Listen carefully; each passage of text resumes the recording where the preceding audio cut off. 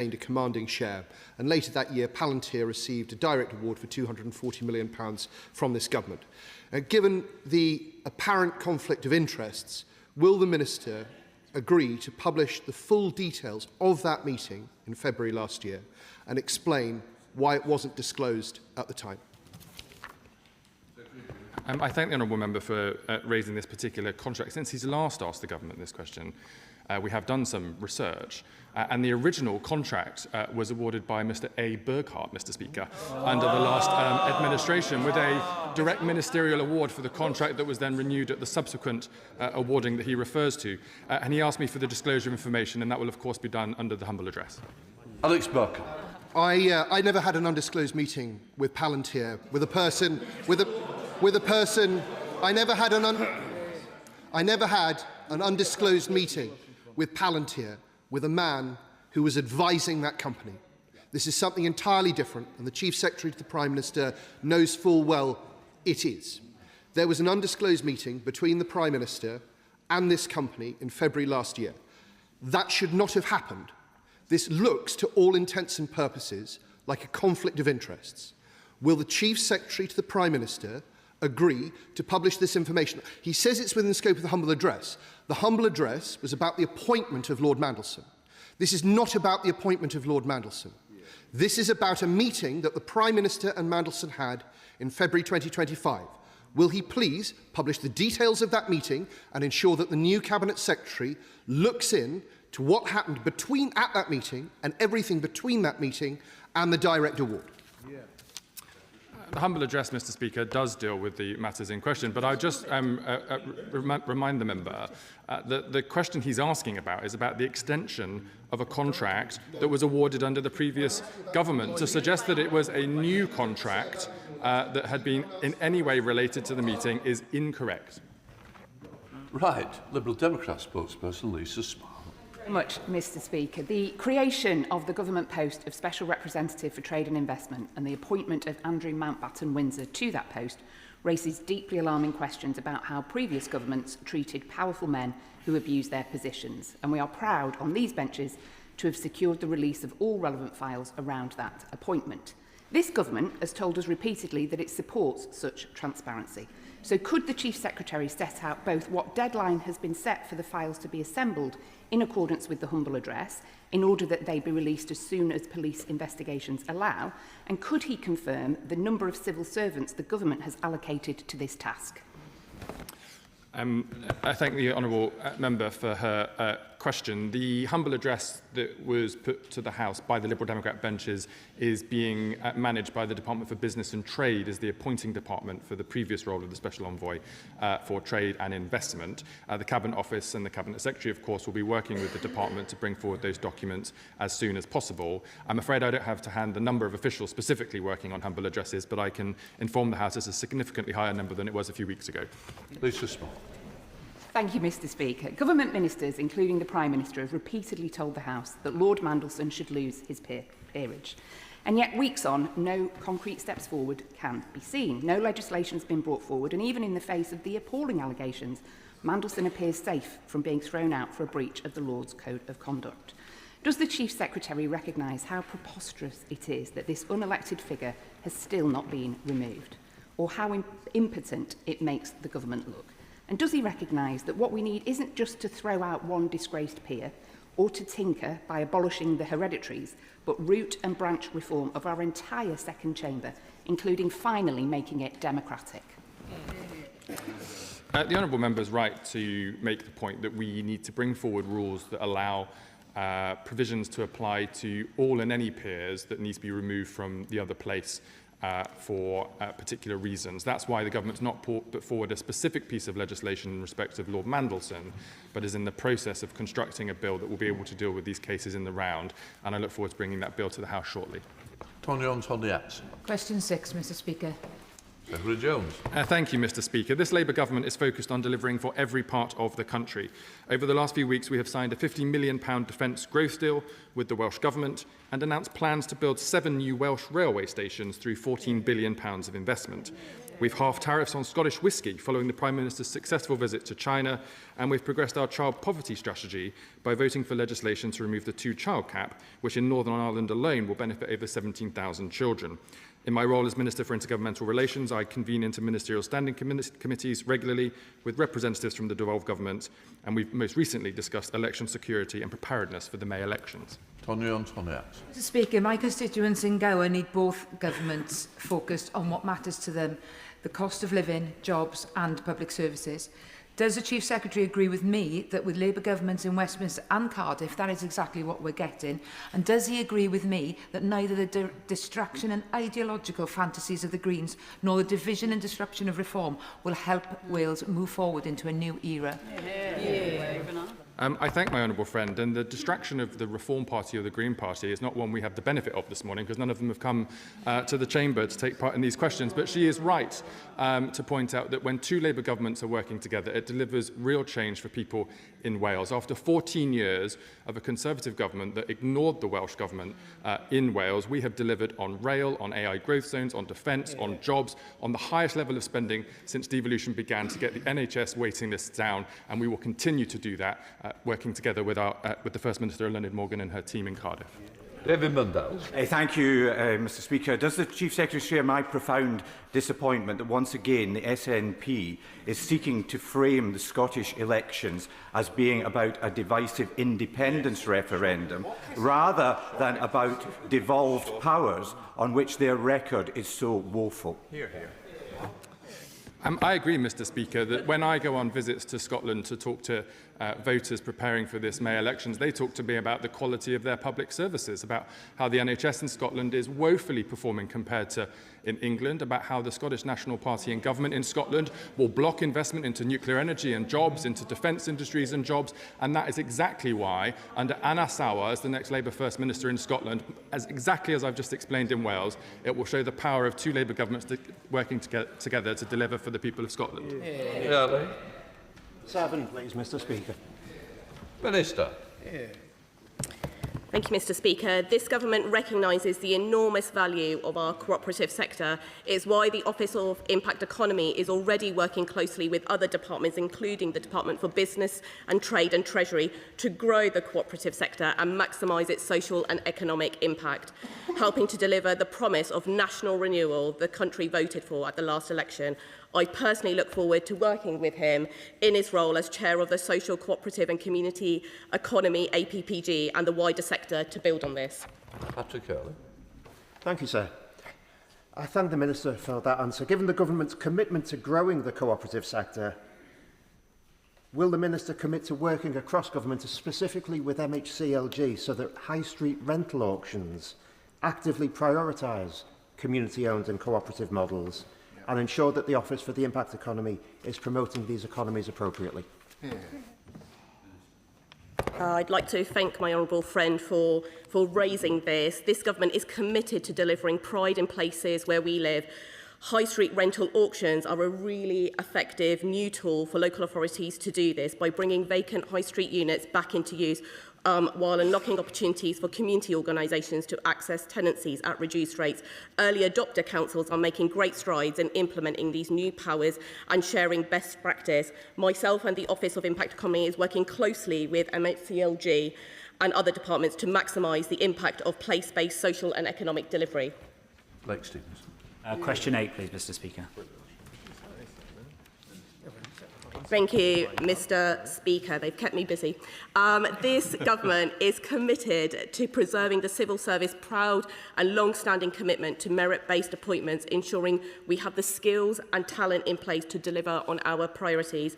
Those seeking to work within our civil service must abide by existing nationality rules, and each department must ensure compliance with UK visa sponsorship rules, which are issued through the Home Office. Blake Stevenson. Thank you. Can I thank the Minister for that response? Hundreds of public sector bodies, including a number of government departments and arm's length bodies, are registered to sponsored visas, as the Minister will know. Does the Minister agree with me that public sector should lead from the front and only sponsor visas by exception in the cases of hiring truly world-class talent? And can she confirm whether all government departments or arm's length bodies are complying with the guidance that's issued by the Cabinet Office? I'd like to thank the member for raising this. Of course, we want to champion world-class talent. We want the best talent and to retain it as well. It's actually why we've announced the national score for government to ensure we can do this. I would politely remind the member that actually numbers increased after the points-based system was introduced, which actually made the biggest difference. Lorraine Beavers. Question 9, please, Mr Speaker. Minister. Mr Speaker, the Cabinet Office did provide support to the Department for Work and Pensions in this matter, including sharing the lessons learned from the recent transition of the Civil Service Pension Scheme, which honourable members were discussing a moment or two ago. Lorraine Beavers. Mr Speaker, last week I heard that the government had made Capita the preferred bidder for a £700 million contract for shared services across the government departments. Are they having a laugh? Given Capita's appalling performance in administrating the Civil Service Pension Scheme, which has affected hundreds of my constituents, will the Minister urgently review the procurement process for this contract and commit to bringing this work back in-house to ensure Capita don't mess this contract up as well? My right honourable friend, the Secretary of State for Work and Pensions, I know has sought and received specific assurances from Capita regarding the Synergy contract, but members across the House should be in no doubt of this government's desire to hold Capita to account robustly for its responsibilities under its contracts. Jeff Smith. Thank you, Mr Speaker. Question 10. Minister. Thank you, Mr Speaker.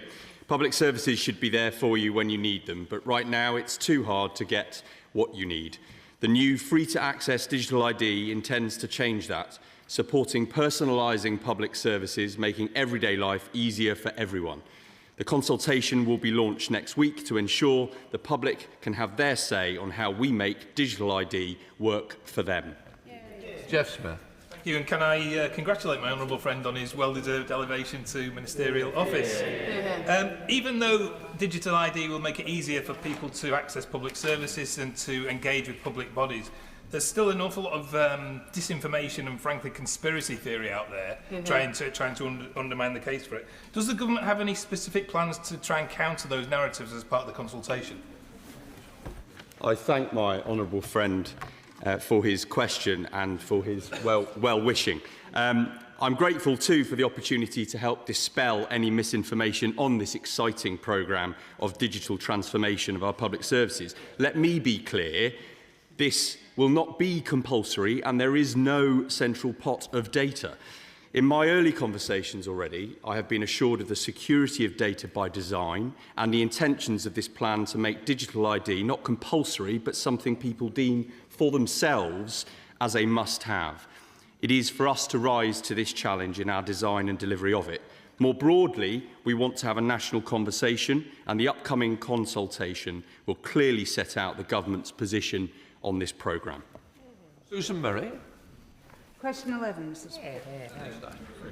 So, Mr Speaker, on the recovery plan, the government has ensured there are hardship loans in place. The government is monitoring and holding Capita to account on that recovery plan. The priority is to stabilise the service, and then, of course, there will be a commercial discussion on cost.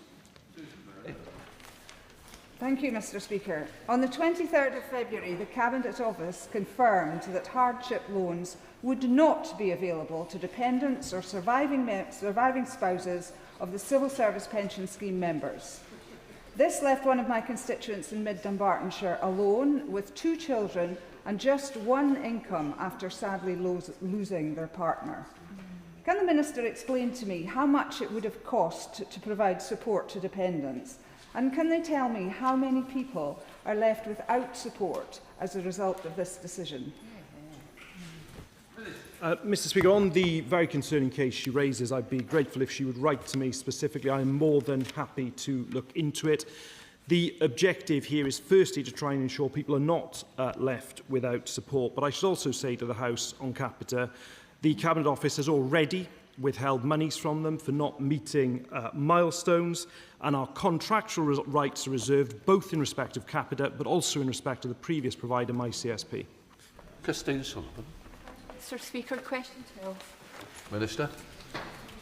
Thank you, Mr. Speaker. The Government strongly supports inclusive PPE for all workers and welcomes the new BSI standard. Central Government commercial teams have seen increased provision of inclusive PPE across major programmes and projects. I know how seriously the Honourable Member takes this issue, so does this Government, and I hope to meet with her very soon to discuss it further. Christine Sullivan. Thank you, Mr. Speaker, and I thank the Minister for his response. With the Government on a mission to build 1.5 million new homes and invest billions in upgrading critical infrastructure, fit to form PPE is more important than ever for the expanding workforce. The Government has the opportunity to embrace BS 30417 and use the State's substantial purchasing power to increase employee safety through inclusive PPE for all. Will the Government commit to becoming an early adopter of the standard and lead industry by example? Can I thank her for that question? And my honourable friend is absolutely right. Fit to form PPE is vital to protect all workers, and I agree that there's an opportunity for government to do more here. The new standard, we think, will contribute to good practice. We welcome it, and we're going to monitor how that proceeds. I understand the BSI are also presenting on this specifically in the construction sector soon. As I say, we are due to meet very shortly, and I'd like to discuss how we can take it forward. Number 13, Mr. Speaker. Minister, welcome. Mr. Speaker, we are working with our allies to counter cyber threats, most recently using sanctions against Chinese tech companies and Russian cyber criminals. The National Crime Agency has arrested and charged those responsible for the reckless cyber attack on Transport for London. Our new Lock the Door campaign provides practical ways for organisations to protect themselves from online threats. And in the spring, the great city of Glasgow will host Cyber UK, where the government will launch the National Cyber Action Plan. Martin Rhodes. I thank the Minister for his response. I recently chaired a round table which produced a report from Fortinet, a cyber security firm based in my constituency. The report highlights both the opportunities and risks of cyber resilience as we transition to Great British Railways. Does the Minister agree what public procurement has a crucial role to play in ensuring our railways are secure by design, and that government must keep pace with the evolving cyber threat to our critical national infrastructure? Well, Mr. Speaker, I completely agree with my honourable friend. Public procurement is an important tool that ensures the UK's cyber security. On Great British Rail, the Department for Transport works with partners across government and the rail sector to improve the understanding of cyber risk. And I would, of course, be pleased to pass a copy of the report he mentions to the relevant minister to ensure it can be considered as part of this work. Sonny Kumar. Mr. Speaker. Thank you, Mr. Speaker. The Government is determined to ensure our £400 billion a year procurement budget supports British businesses. The Cabinet Office has published the Digital Data and Technology Playbook, which provides guidance on how to source and contract digital data and technology projects. This includes guidance for all departments, including the Department for Health and Social Care. Thank you, Mr. Speaker. We've seen the devastating impacts of cyber attacks on British companies and in the NHS in the past, and there are serious concerns about the NHS data being entrusted on external firms such as Palantir. What steps is my right honourable friend taking to ensure new NHS IT systems are both secure, ethically governed, protecting patient data and public trust, and British where possible? Can I thank her for raising that? She raises a very serious point and it builds on the last question I think that my honourable friend, the Security Minister, was answering on, and also on digital ID. If it's okay with her, I will write back to her about the steps the Department's taking and how we're working across government on this important matter. Tom Hayes. Number 16, Mr. Speaker. Minister. Sorry, hang on. 1 second, sorry. As part of our new partnership with the EU, we are currently negotiating an agreement to link emissions trading schemes. This will lower costs for businesses and consumers And alongside the food and drink deal mentioned previously, this will add £9 billion a year to our economy. My right honourable friend, the Minister for the Cabinet Office, speaks regularly with Commissioner Sefcovic on this, and we will keep the House updated on progress. Tom Hayes. Thank you, Mr. Speaker. The EU's carbon budget amendment mechanism came into being on the 1st of January. It affects IFA 2 connector, which connects Britain and France, and I visited recently. It's a trade block for UK electricity exports to the EU, imposing costs on exporters of £2.2 billion, and it robs the Treasury of up to £8 billion at a time when we need that money to invest in our public services and have a stronger buffer against external shocks. Does the Minister agree with me that we shouldn't be shooting ourselves in the foot and throwing away money like the Conservatives would, but instead we should be boosting trade, boosting energy security, boosting our national security and seeking an exemption from CBAM? Absolutely, couldn't agree more. And look, what's at the heart of this negotiation that my honourable right honourable friend is leading on is how we reduce bills, how we ease the route to decarbonisation, and how we also reduce our reliance on volatile fossil fuel markets, which, as we've seen in the last week, is not just a national security issue, but it's a cost of living issue as well. It's why we're working so hard on it, and why it's broadly welcomed by so many businesses as well. Luke Murphy. Question 17, Mr. Speaker. Thank you, Mr. Speaker. The government is committed to delivering strong, stable and growing economy to every region in our country. This includes bringing high-quality civil service roles to towns and cities across the country, which not only will bring over 880 million in local economic benefits, but also ensure the civil service better reflects the communities we serve. Luke Murphy. For her answer, it's fantastic to see her on the front bench for what I think is her first parliamentary questions. Two of the things my constituents care most about are increasing their living standards and improving their public services. Both things depend on economic growth. Could the Minister set out how the reforms set out by the Chief Secretary earlier this year to the civil service, including on the National School of Government, is going to help drive that economic growth and meet the priorities of my constituents? Thank you, Mr. Speaker. As a fellow Hampshire MP, I'm pleased my honourable friend continues to champion the cause for our wonderful region. The government is already working to improve living standards for individuals and families in his constituency and across the UK. The civil service play a crucial role in ensuring we continue to deliver on this. The National School of Government will ensure we nurture talent, give opportunities to more communities outside of London, and we have the people with the best skills to deliver on our priorities. Sir Russell. Question 18, Mr. Speaker. Mr. Speaker, in November, the Government introduced the Cyber Security and Resilience Bill to protect essential digital services from cyber attacks and enable the Government to better respond to new cyber threats. In the spring, we will publish the National Cyber Action Plan, which will strengthen our resilience, tackle the threat and maximise the opportunities for growth in the cyber sector. Sarah Russell. Thank you, Mr. Speaker. Thank you to the Minister. We have seen in recent days that Iran is bombing data centres across the Middle East, and that we are well aware that there have been problems with cyber attacks by non-state and state-backed actors from Iran. Can the Minister please outline what is being done by the Government and the National Cyber Security Centre to deal with this increased threat? That's a good question. Mr. Speaker, let me assure my honourable friend that the Government is absolutely committed to strengthening the UK's resilience. We've invested in the Government Cyber Coordination Centre, a leading cross-government service that is actively monitoring vulnerabilities and enabling a more effective response to the threats. The National Cyber Security Centre is monitoring closely the situation in the Middle East and directly engaging with the sectors, providing immediate sector-specific information and advice. Question 19, sir. Secretary Jones. Thank you, Mr. Speaker. As I've outlined previously, work is ongoing across government departments to identify the material relevant to the humble address. Throughout this process, the government has recognised the urgency and seriousness of fully complying with that address, and that's why we'll be publishing relevant materials in tranches, the first of which we have committed to publishing in early March.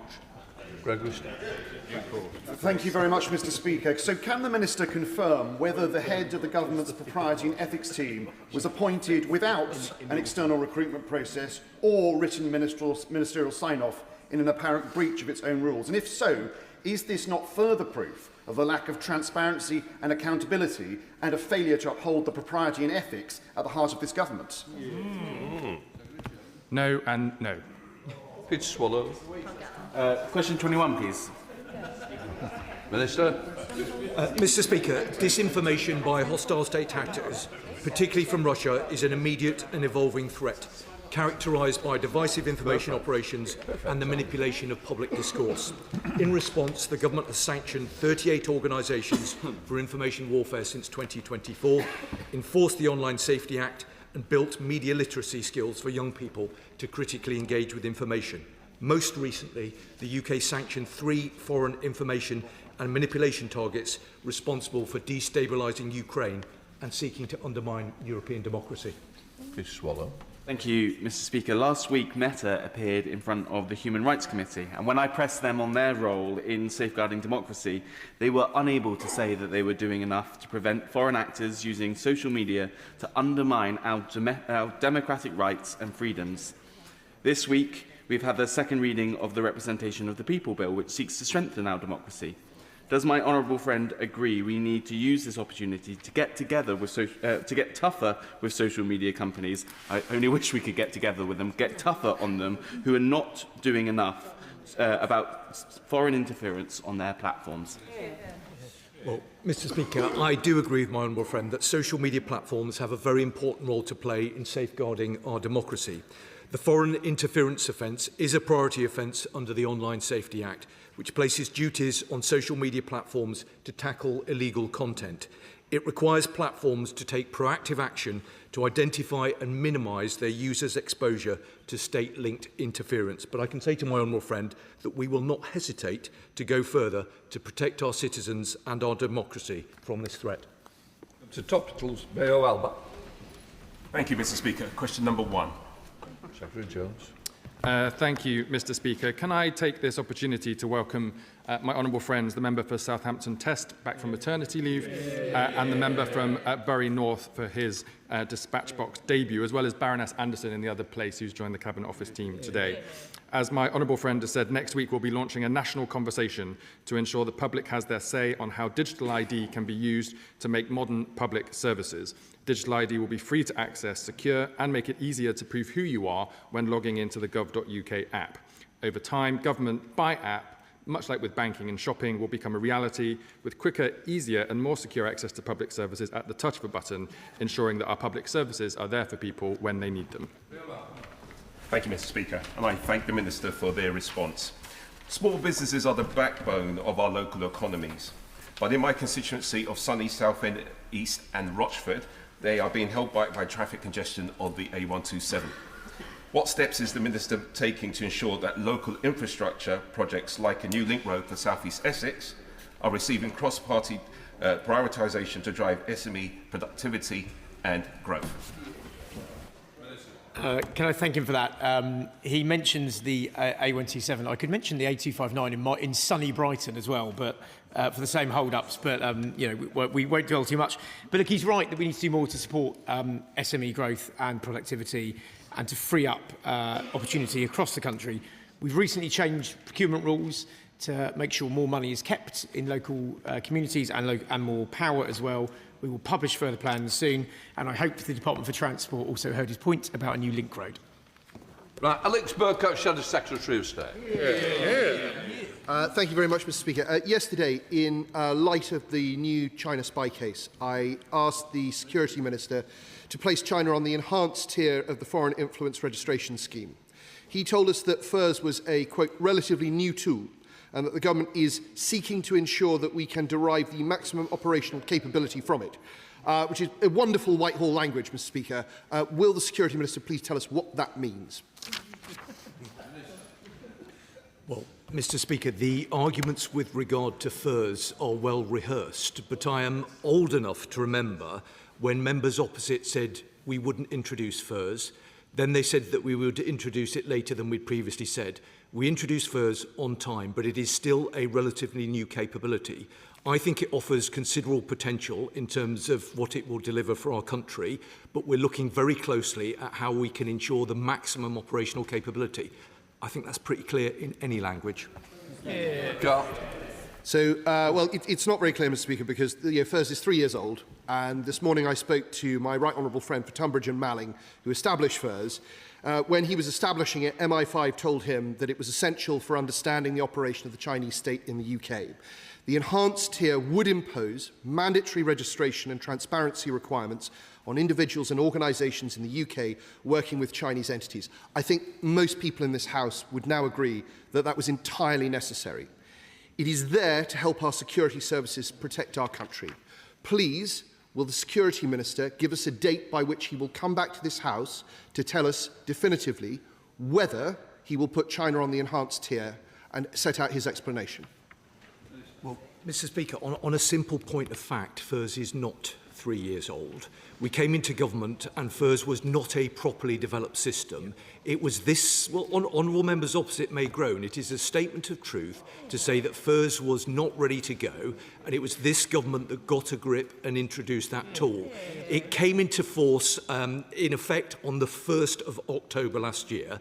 We've already placed 2 countries on the enhanced tier. We take these decisions very carefully, but I do give him a commitment that I will come back when there is a requirement to do so and update the House on any further decisions that we seek to make with regard to FIRS. Yes. Thank you, Mr. Speaker. The government deals with a huge number of arm's-length public bodies of variable value and levels of success. Can I ask what progress the ministers are making on tackling the number and effectiveness of those arm's-length public bodies? I'd like to thank my honourable friend for that really important question. We have undertaken an arm's length body review and is making serious progress. We've already seen NHS England removed to make sure that we bring our important services under democratic control. And I think there's also a huge amount of savings that we're looking to undertake on this. And I look forward to updating the House and my honourable friend on its progress shortly. John Lamont. Thank you, Mr. Speaker. Thousands of former public sector workers are facing delays to their pension payments. Both my CSP and Capita have catastrophically failed as the administrators of these pension funds. But the real failure is the Cabinet Office's inability to negotiate contracts that include financial sanctions to drive up performance. So what's the Minister going to do to sort it out? Mr. Speaker, both contracts that the Honourable Gentleman is referring to were negotiated by the previous government. So you might want to reflect upon that. But can I just say to him in relation to where we are? In relation to both contracts, we are reserving our contractual rights under both. But let me just say in respect of Capita, the Cabinet Office has already withheld payments from Capita for not meeting particular milestones. So you can rest assured we will use every lever under these contracts to enforce them. Thank you, Mr. Speaker. Would the Minister join me in congratulating Ryan Cornish and Elliot Prentice, who are BCP's members of Youth Parliament, and their deputies Ruth Simpkins and Lily Bedwell on a fantastic year. They haven't just participated in our democracy, they've actually strengthened our democracy locally, and I know this is something the government would support.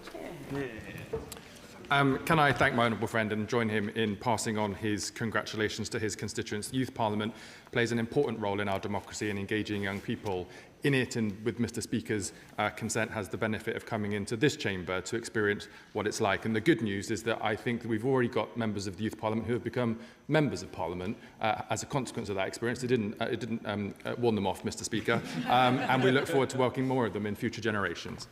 Cross. Thank you, Mr. Speaker. While we rightly will want to refrain from discussing too many of the details of a live espionage case, it does seem from media reporting that this goes beyond a case of just foreign state interference into local corruption.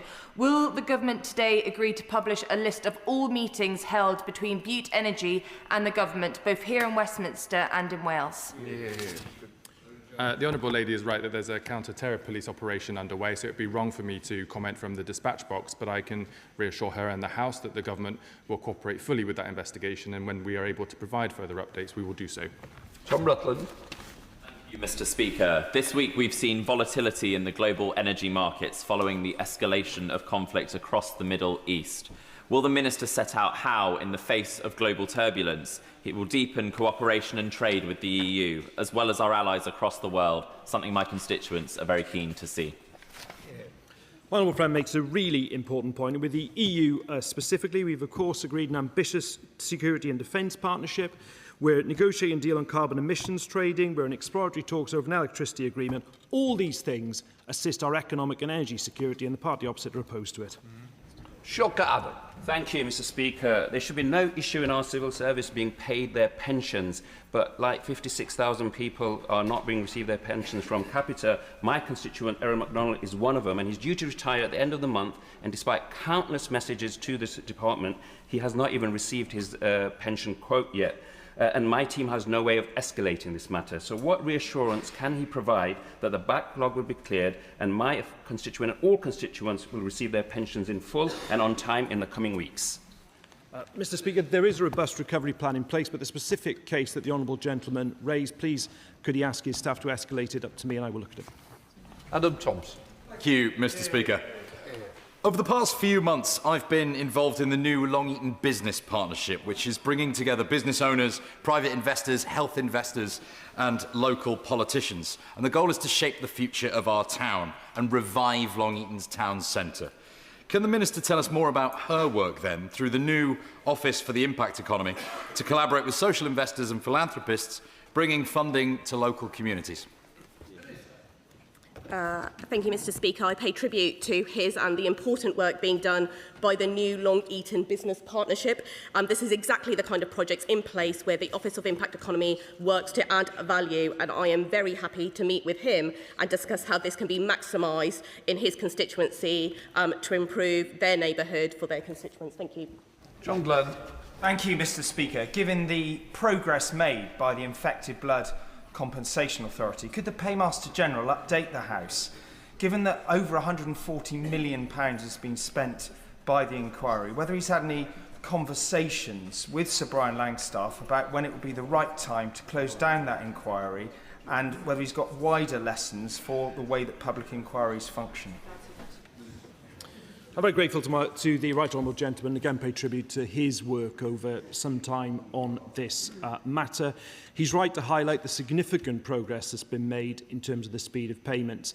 And I think he also highlights a really important point about how we are going to learn lessons. It's really important to learn lessons about public inquiries, their length and providing value for money going forward.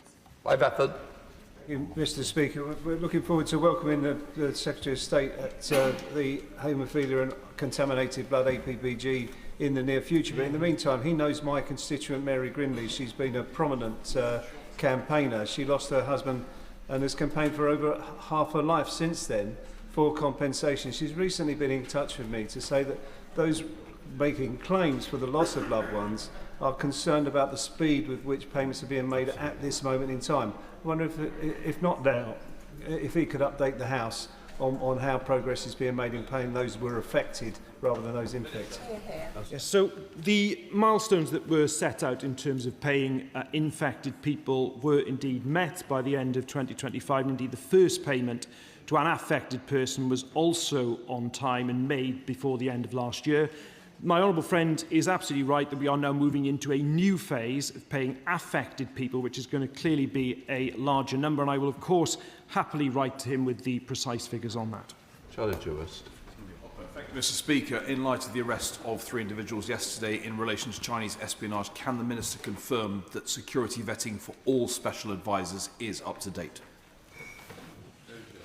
I thank the honourable member for his question. He'll remember from the statement I previously gave to the House that we're reviewing this policy area as well as other areas in terms of transparency and lobbying returns, as well as the work of the Ethics and Integrity Commission, and we'll come forward with further updates in due course. Rachel Mascom. Mr. Speaker, the York Central 45-hectare development site will be the most powerful outside of London. The government have twice announced that it will have a government hub. However, the GPA has not signed that off. The development is going to planning in May. Can the Minister give me an update as to when we will hear the good news for York? Can I thank the honourable member for her question? The Cabinet Office and government departments are in the process of concluding their business planning processes before the start of the new fiscal year, and so an update will be available very soon. Yeah. And a message, actually. The National Security Advisor, Jonathan Powell, commenced his current role on the 2nd of December 2024, and that was announced on the 8th of November 2024. I appreciate the Ministers won't have this information to hand, but I would appreciate if he could write to me and confirm when the National Security Advisor was granted his security clearance for that role. I'll take the question away, Mr. Speaker. All right, but Mr Speaker, earlier this week, those of us on the Public Administration and Constitutional Affairs Select Committee took evidence from the Cabinet Office on the significant issues with the administration of the Civil Service Pension Scheme that are plaguing many of our constituents. It was quite clear that poor contract management played a role, particularly in building up a significant backlog of cases ahead of that problematic transfer to Capita. So can the Minister outline what steps are being taken to improve contract management of private suppliers in the Cabinet Office so this doesn't happen again? I'm grateful to Honourable Friend indeed for the work that PACAC is doing on this. As I've indicated, our first priority is to deal with the immediate situation through hardship loans and indeed then through a robust recovery plan. But my Honourable Friend is absolutely right. Management of these contracts and indeed robust enforcement of contractual terms is going to be absolutely vital going forward. Gregory Staff. Mr Speaker, a few moments ago the Chief Secretary of the Prime Minister indicated to me that the appointment of the head of the Propriety and Ethics team was done by an external recruitment process. So will you tell me how many other people were interviewed? The honourable member, if he makes reference to his previous question, asked me if it was in a breach of the rules, and I said no. The head of proprietary and ethics, as I've already said to the House in previous questions, is on an interim basis, which is fully in line with the rules, and a proper recruitment process will take place shortly. Thank you. There are still serious questions to answer on the administration of the Civil Service Pension Scheme. When my constituent Campbell tragically died in April last year, his wife Gaynor waited months to receive the death and service payment. In December, they found out that my CSP paid it to the wrong bank account. I've written to the Minister about this particular case. Will my honourable friend intervene to make sure Capita pay Gaynor without further delay? Yes. I'm happy to look into the individual case, but I repeat, on both of these contracts, whether it's the existing Capita contract or indeed my CSP's previous responsibilities, the Government reserves its right under both these contracts to take these matters up. Please question. Well, you better stand up and just ask me. Point of order, thank you very much, Mr Speaker. Sorry to return to this subject. It's very clear that the Government does not wish to have an investigation into what happened at the meeting between Lord Mandelson and the Prime Minister and Palantir, and everything that occurred between that and the direct award that was given to Palantir later in the year. But this is very clearly a possible conflict of interests. Given that the Government does not wish to investigate this, what is at the disposal of this House to force such an investigation? I think you already know. The honourable member, can I thank for his point of order? As we all know, he's a very experienced member of the House, and I know he's already tabled a written parliamentary question on this matter. I expect the ministers to give a full and frank answers, and if he requires further advice on the options available to him, I'm happy to pursue this matter with the clerks and the table office, and I'm always happy to meet with the honourable member and see how we can move things forward. But I would believe it will be honest and open. Only thing I would expect is an early answer to the questions and not got lost in the system. Right. I've got something to tell the House, so please, it might be worth listening. What I'd like to do, I wish to read to the House a letter that I have received from the Clerk of the House, Tom Goldsmith. Dear Mr Speaker, I told you last year of my intention to leave the House service this autumn. Being able to support the House as a clerk is a huge privilege and a unique opportunity, which I am very grateful. By October, I will have served this House 30 years, and for the last 3 as clerk.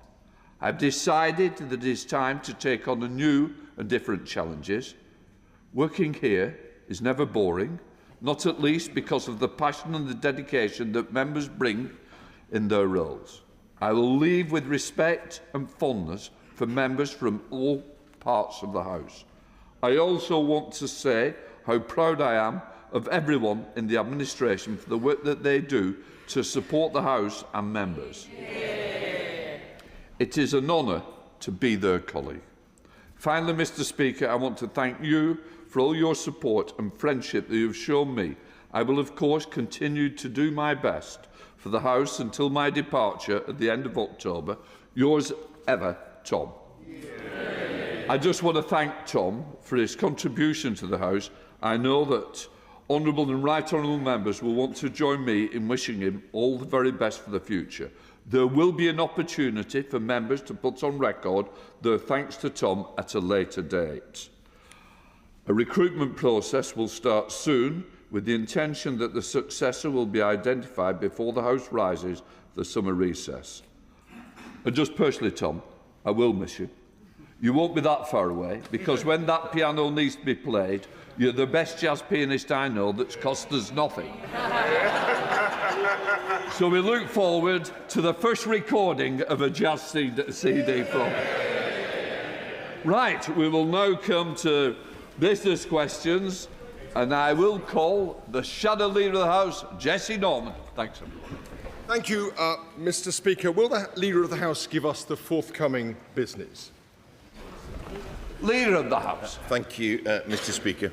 The business for the week commencing the 9th of March will include Monday the 9th of March, consideration of Lord's amendments to the Children's Wellbeing and Schools Bill, Tuesday the 10th of March, second reading of the Courts and Tribunals Bill, Wednesday the 11th of March, remaining stages of the Finance No. 2 Bill, Thursday the 12th of March, general debate to mark International Women's Day, Friday the 13th of March, the House will not be sitting, and the provisional business for the week commencing the 16th of March includes Monday the 16th of March, consideration of an allocation of time motion, followed by all stages of the Grenfell Tower Memorial Expenditure Bill, Tuesday the 17th of March, consideration of an allocation of time motion, followed by all stages of the Ministerial Salaries Amendment Bill.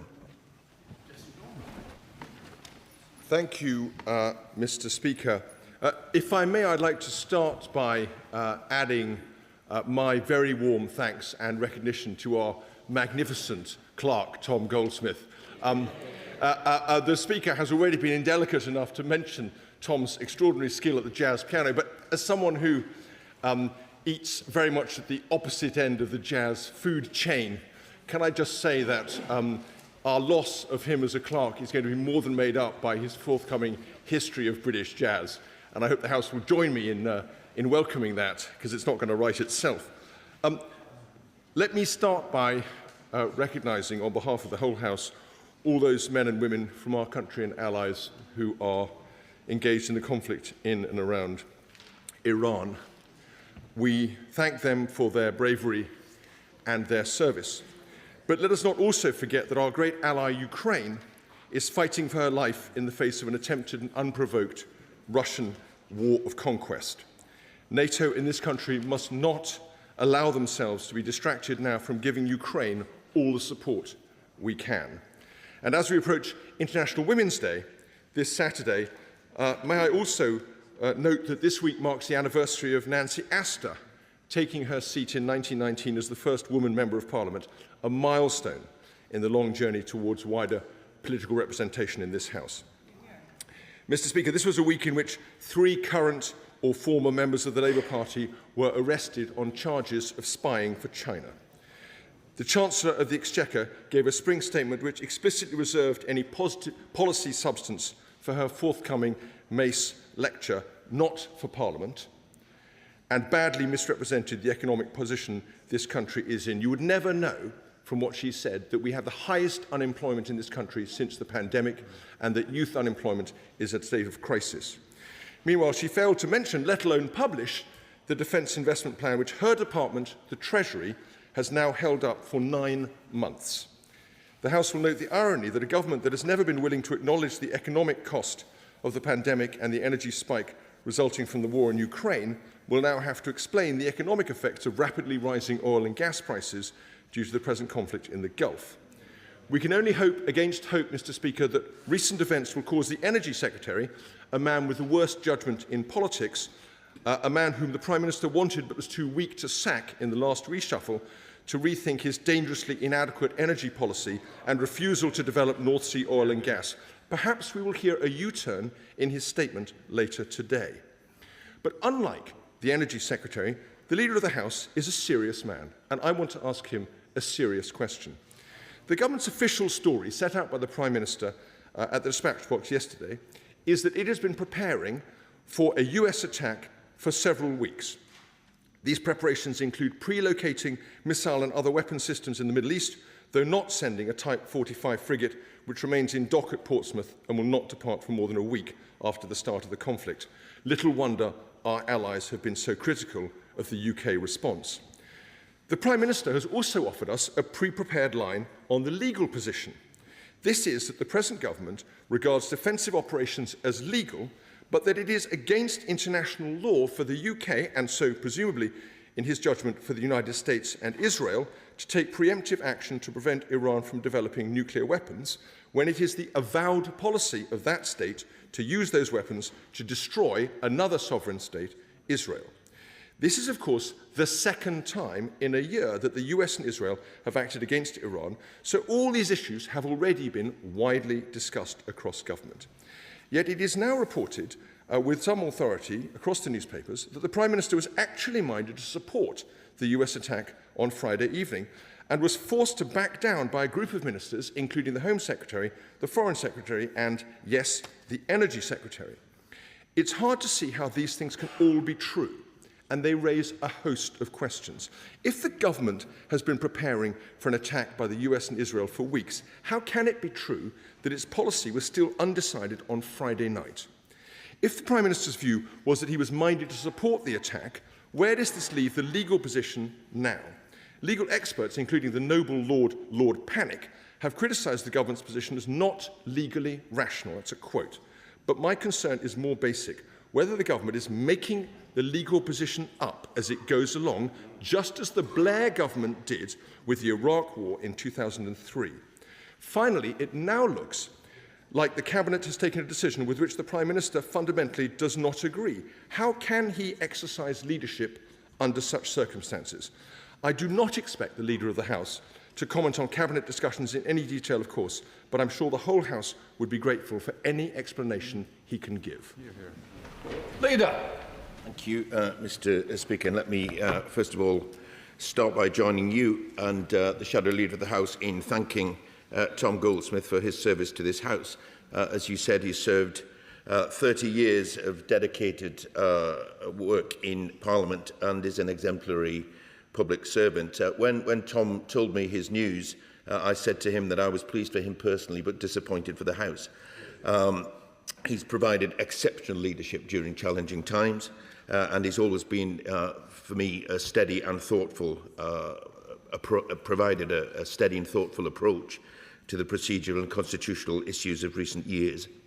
So I want to pass on to him, Mr. Speaker, my and the government's thanks for his dedication to parliamentary service and wish him well in the future. If I may turn now, Mr. Speaker, to the question, and I'll get on to the comments of the honourable gentleman in a moment, with reference to events in the Middle East and Iran.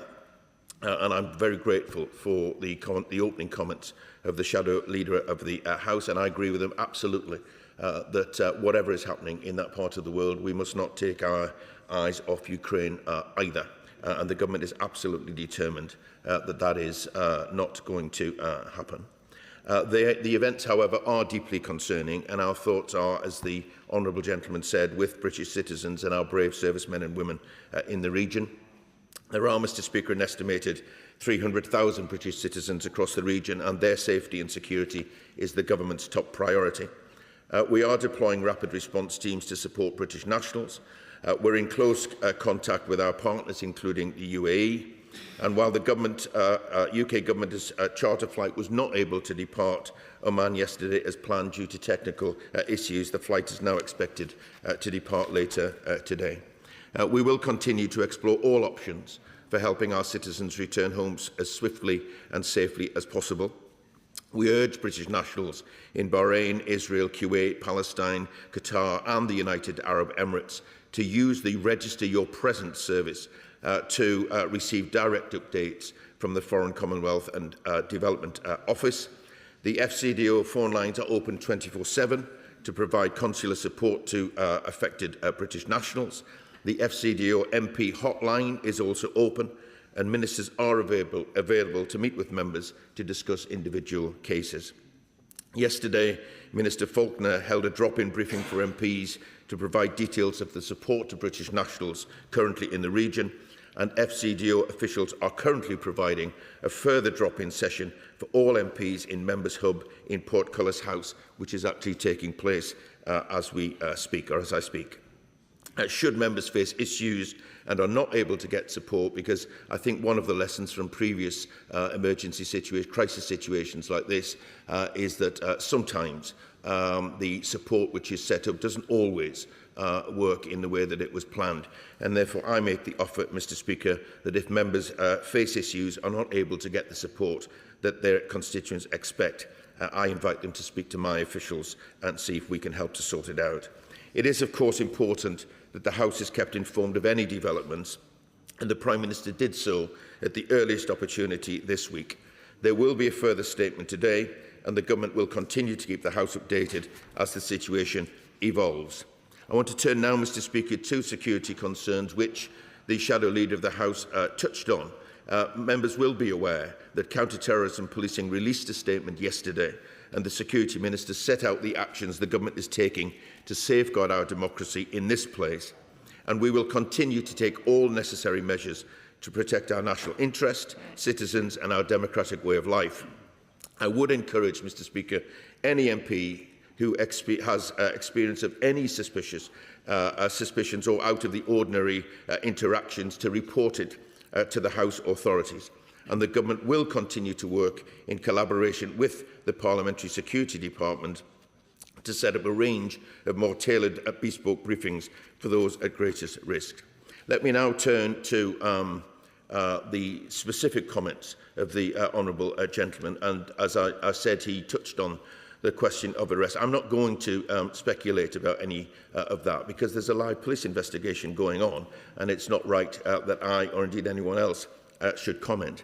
In terms of the Defence Investment Plan, the Secretary of State is working flat out to deliver that, and will announce the findings of that shortly.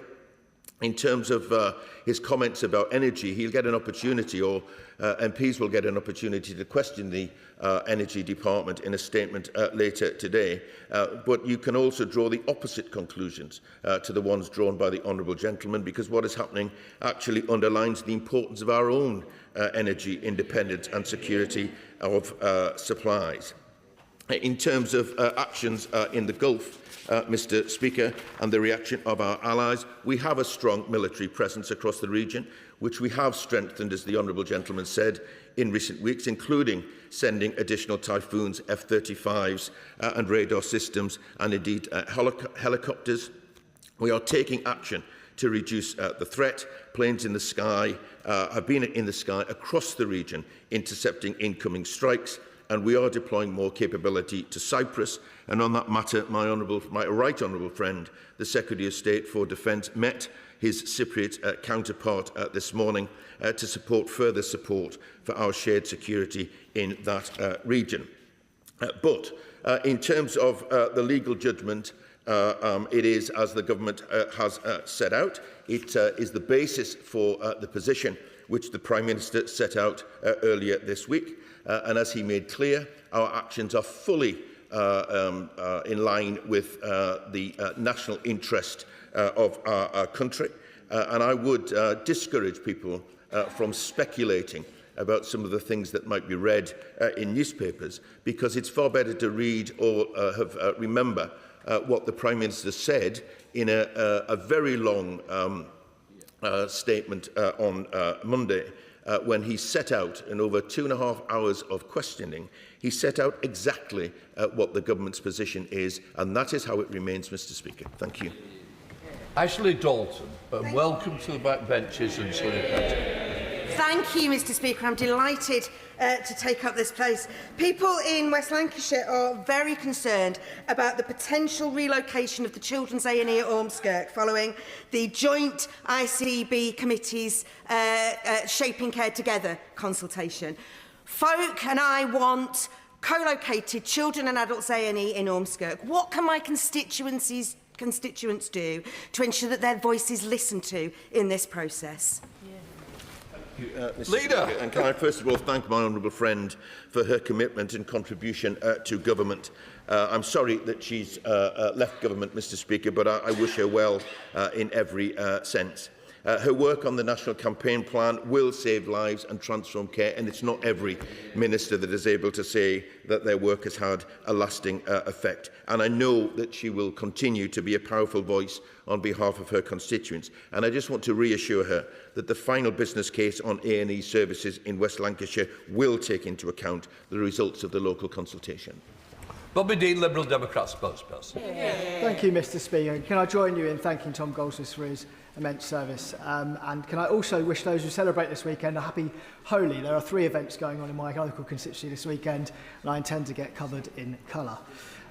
Moving on to the spring statement that we had this week. Of course, there were no policy announcements, and this has left many young people feeling cut adrift. Youth unemployment is now almost 1 million. That's the highest rate we've had in a decade, and it's now higher than the EU average. So this has become a specifically British problem that has accelerated under this government. And why? Well, I don't think it's down to any one thing. I think it's an accumulation, but many of those things are under the government's control. Businesses are stating living wage, national insurance and business rates, all as reasons why it's making it more difficult for them to hire young people. And the government may want to defend each of those in exclusivity, and I, for one, would defend the rise in the living wage. But if you pile on business costs all at once, there comes a point where business balks. And we are lectured on these benches sometimes for not supporting every Labour tax rise, as if it's the only way to get revenue for public services. But economics is not mere accounting. You can't simply shift numbers from one column to another. Every action has an effect. And if businesses rated for multiple taxes all at once, and their response is to cut hours, cut jobs and possibly close altogether, then that tax revenue does not come in. And that's why business confidence is at an all-time low, growth is flatlining, and we now have almost 1 million young people unemployed. So given that youth unemployment was not addressed in the spring statement this week, can the Leader of the House organise for a Treasury Minister to come to this House and make a statement on youth unemployment so we can hold this government to account on this matter? Thank you, Mr. Speaker. And let me begin by a disagreement, I think, with the honourable gentleman before I go on and agree with much of what he's said. And the disagreement is this, which is about the position that his party takes when it comes to discussions around tax, and particularly business tax. Because it's quite simple, Mr. Speaker. You can't wish for the end without also supporting the means.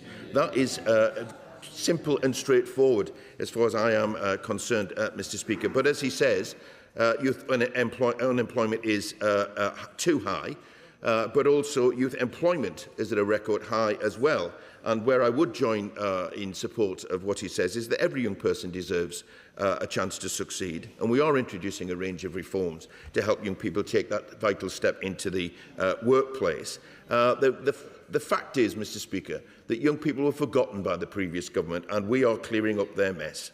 The guarantee will help young people get into work. 50,000 new training and workplace opportunities in sectors including construction, health and social care and hospitality will provide to young people on universal credit to help them develop their job skills, employer networks and a CV and interview coach.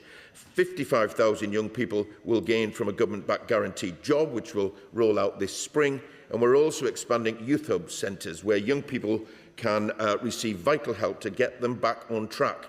And that will be in every area of the country, bringing the total to over 360.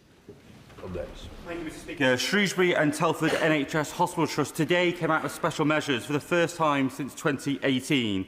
The community, the staff and the leadership of the Trust and myself know there's far more to do, but this is a vital step and the hard work required should not be underestimated. Will the Leader of the House join me in thanking the frontline NHS staff for the hard work? There's a lot done, but more to come.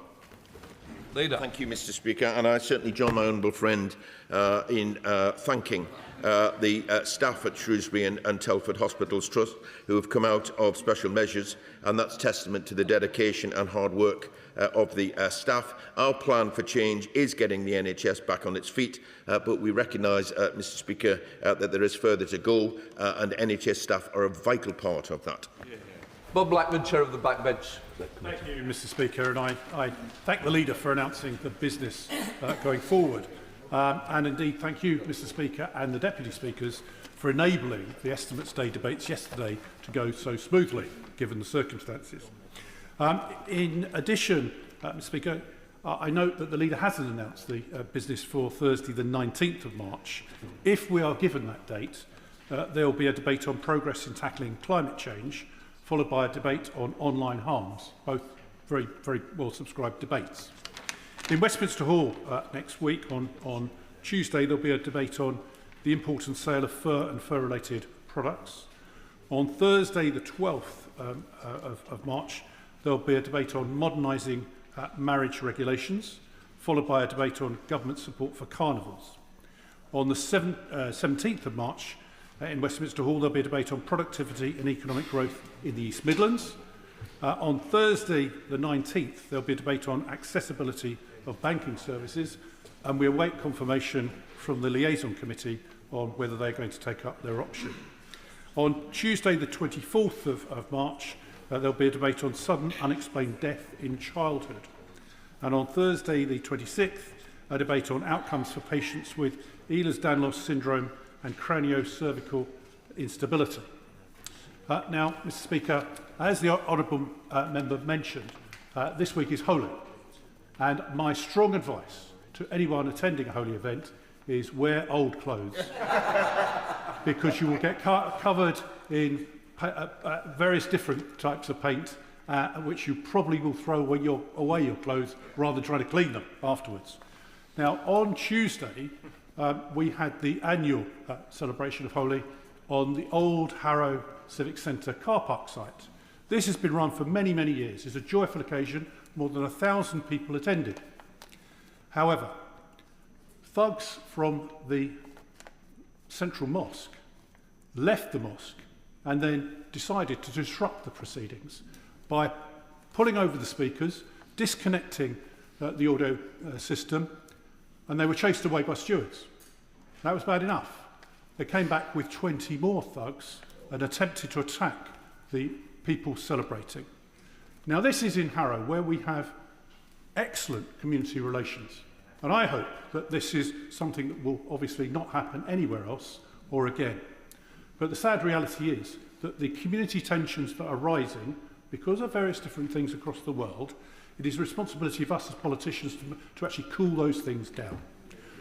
Can I ask, therefore, the leader, if we can have a statement next week on what is going to be done to cool those community tensions and make sure that people can celebrate in peace and harmony as it should be. Leader. Mr. Speaker, first of all, can I thank the honourable gentleman for the work of his committee and indeed the work that they did in the run-up to estimates days. They were very good debates. I should say, Mr. Speaker, perhaps slightly shorter time than had been anticipated, but it was right that the Security Minister came to this House to update the House members on what was a very important security matter. I want to join him and indeed the lead spokesperson for the Liberal Democrats on wishing everyone involved in a happy Holy. I'm very sad to hear of the disruption of what happened at celebrations in Harrow. I'm not going to comment on the incident because it wouldn't be right for me to do so. There is a police investigation taking place. However, I would say, Mr. Speaker, any form of religious hatred is abhorrent and has no place in our society, wherever it happens. And I absolutely agree with the honourable gentleman's words about the importance of the language that we use as politicians inside this House and indeed outside that House. I will consider his request about social cohesion and see what we can do in the next few weeks to address the very real concern which he has.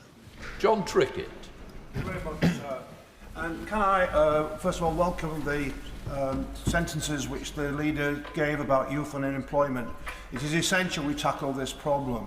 Unlike the party opposite, which was happy under Mrs Thatcher to have 3 million people out of work, Labour must tackle unemployment. But in terms of graduate unemployment, there is a problem. We had a constituent yesterday, 27 years old, struggled from a working-class family in an isolated pit village, who managed to get a degree, landed with a large amount of debt, has now spent more than a year trying to find a job. Researching into that problem, it looks as though the number of graduate jobs available in our country has fallen by 45% in the last few months. Can we have a debate? I'm sure that the whole House feels uncomfortable about this, about graduate employment, particularly in rural areas. Thank you, Mr Speaker. And I agree with my honourable friend that these matters are of concern,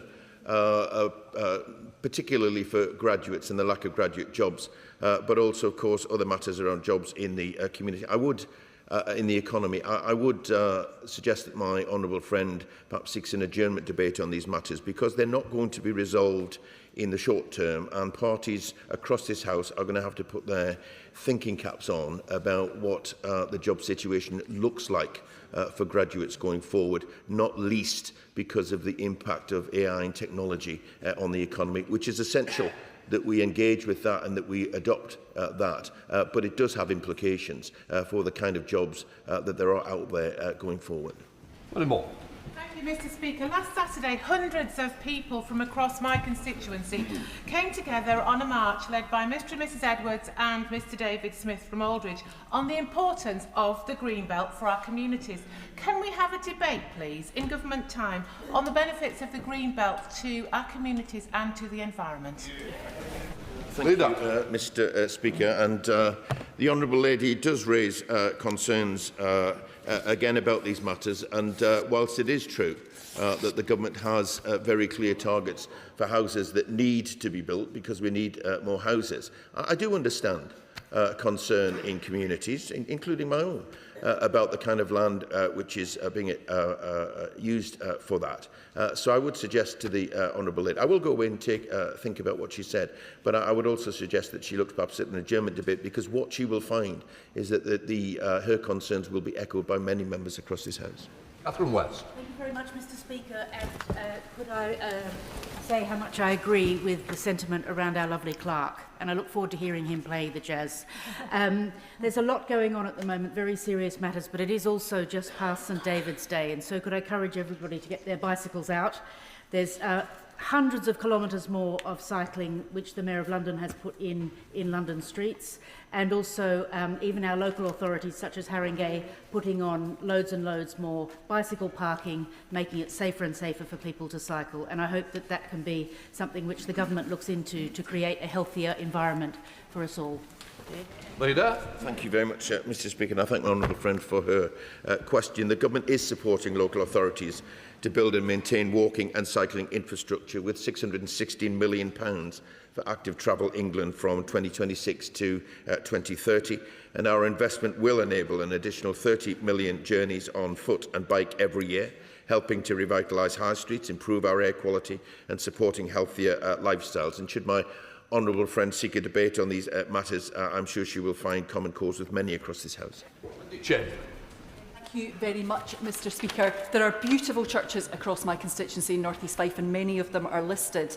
But the announcement of the listed places of worship scheme being closed means that I've been contacted by many of those church communities who are deeply concerned about what that means for them, because that scheme is no longer going to provide funding for Scotland, and there appears to be little engagement has happened with the Church of Scotland.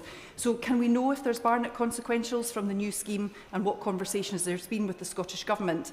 And will the new scheme continue to offer a VAT rebate to churches and their repairs, and if so, whether churches in Scotland will be eligible for this? In order to do that, can the Leader of House ensure that the Department of Culture, Media and Sport come to the House to give an update? It is causing huge concern. Thank you, Mr Speaker, and the Honourable Lady will know that we share a very keen interest in historic churches. They are an important part of our communities. And I do understand the concern about the changes that she is referring to. I think better than offering an opportunity for a statement or debate, if she wishes, I will arrange for a meeting with DCMS Minister so she can raise these very understandable questions directly with the Minister. Thank you, Mr Speaker. I welcome the government's announcements on ground rents, but many leaseholders still remain at the mercy of managing agents who raise service charges whilst delivering poor repairs. One of my constituents has had no hot water for 3 months. Others still lack the EWS1 certificates, leaving them unable to sell their homes or know if they're safe. Reducing ground rent tackles one issue, but not the wider problem.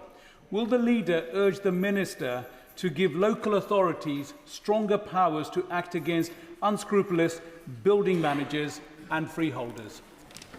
Thank you, Mr Speaker. First of all, I want to express my deepest sympathy to my honourable friend Scott's constituent. The situation he describes is simply unacceptable.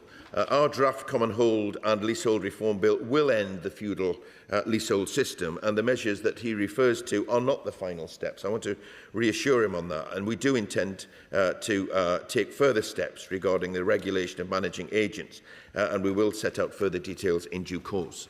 Mayor Albert. Thank you, Mr Speaker. I understand that in the United Kingdom, our universities operate as businesses independent from the government.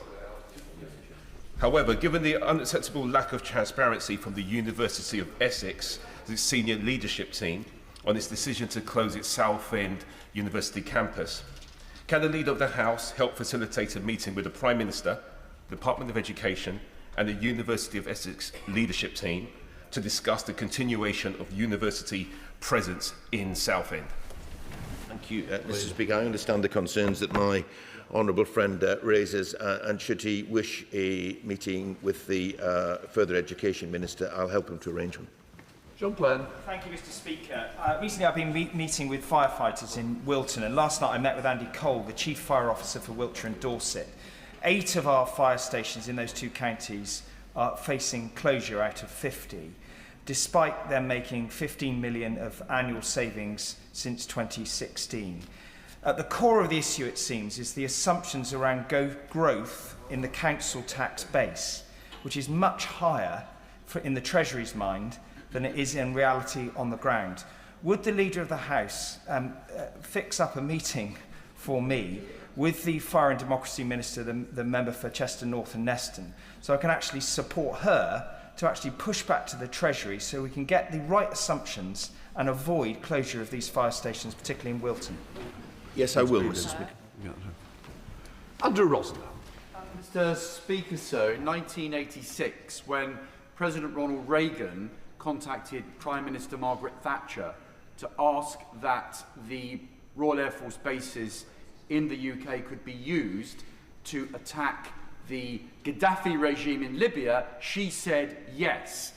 This Prime Minister has said no to the same request from the current Prime Minister, refusing the use of the Chagos Islands, and now we know that Gibraltar is under threat as well, with the apparent deal that's being agreed, which potentially could prevent the use of Gibraltar for future defence and security. Mr Speaker, what has this government got against the British Overseas Territories, and isn't it time we had a debate about the importance to defence and security of the British Overseas Territories contribution, and now we hear about the British bases on Cyprus? We need a debate on this because they are vital to our defence and security of the United Kingdom and the entire free world. Thank you, Mr Speaker. I'm sorry to say that the honourable gentleman appears to be confused, because we have agreed that British bases could be used by the United States for limited and specific purposes of knocking out Iranian missile launches. This is a defensive action. The purpose is to protect British lives in the region. And as far as our allies in the region, and I would include other British overseas territories, this Prime Minister is absolutely committed to their defence. When we talk about our national interests, we're talking about their interests too.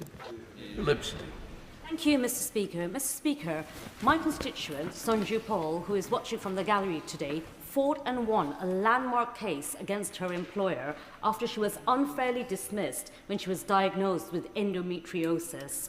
I wanted to mention Sonju's case today as we approach International Women's Day, because I don't see her fight for justice as a victory just for herself. It's for the countless women across the country who talk about their medical health conditions in the workplace but are ignored.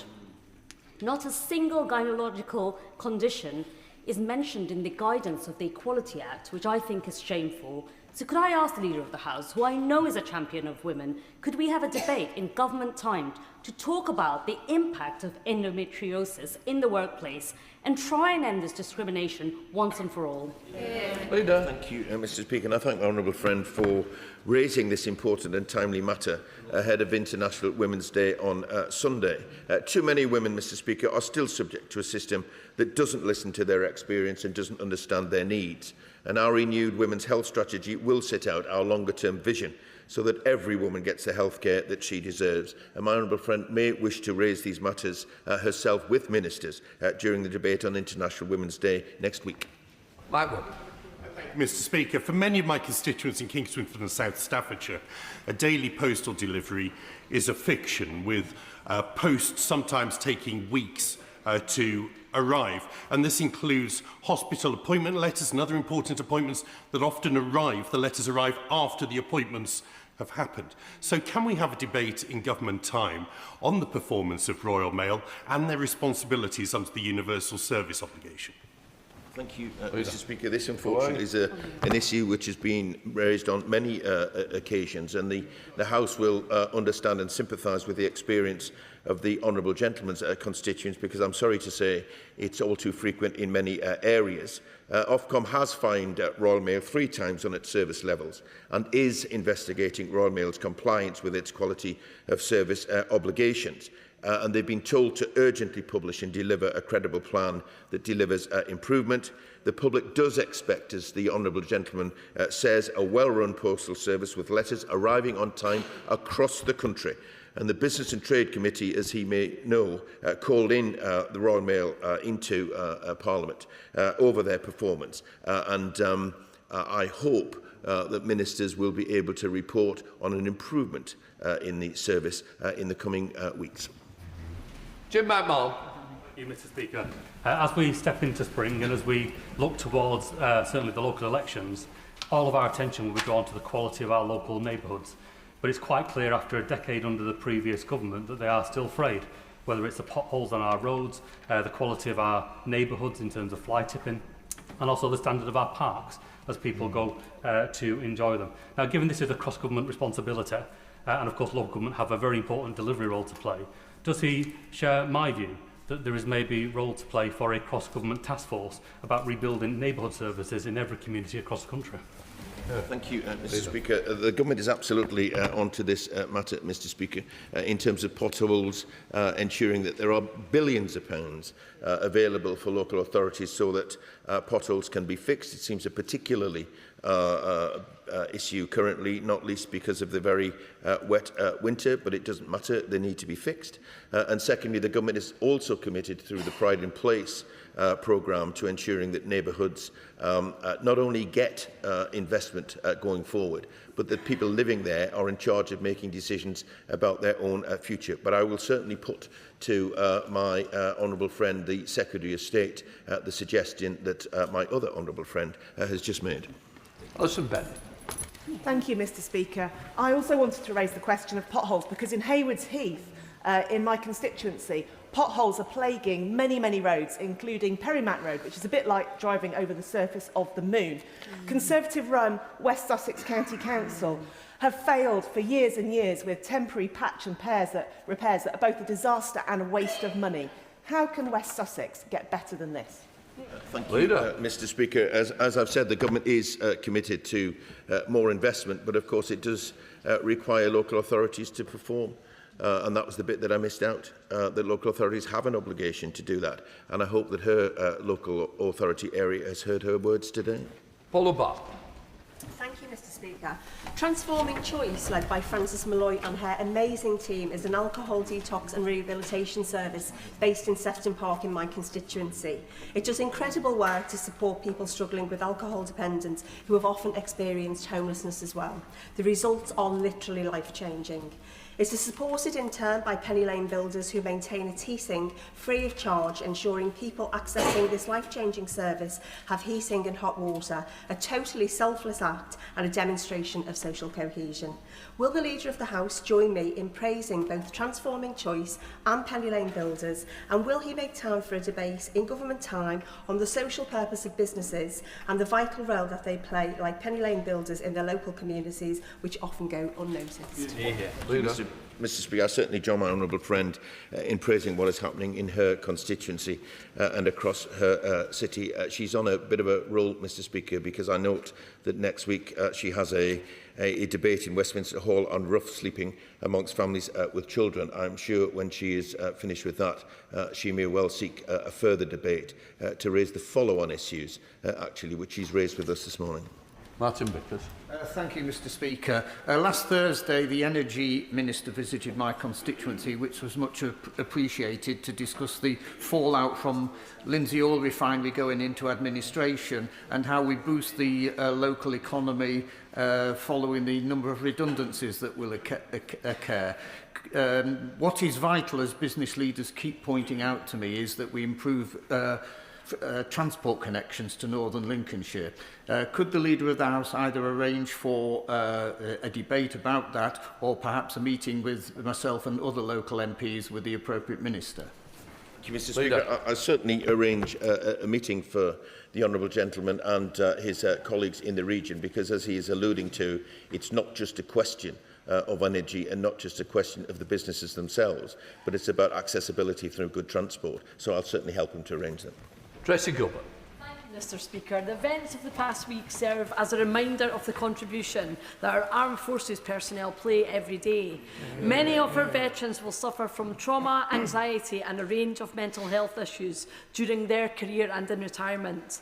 The charity Combat Stress are running a March in March fundraiser to support the vital work they do for our veterans. Will the Leader of the House join me in wishing my nephew Stanley Watling and the others from Gilbert Combined Cadet Force Team who are taking part in this fundraising event good luck? And will he schedule an oral statement on the support being provided to veterans? Thank you, Mr. Speaker. And I certainly thank my honourable friend for raising the important work of our armed forces, and I absolutely join her in wishing Stanley and all those involved in the March fundraiser all the very best indeed, and thank them.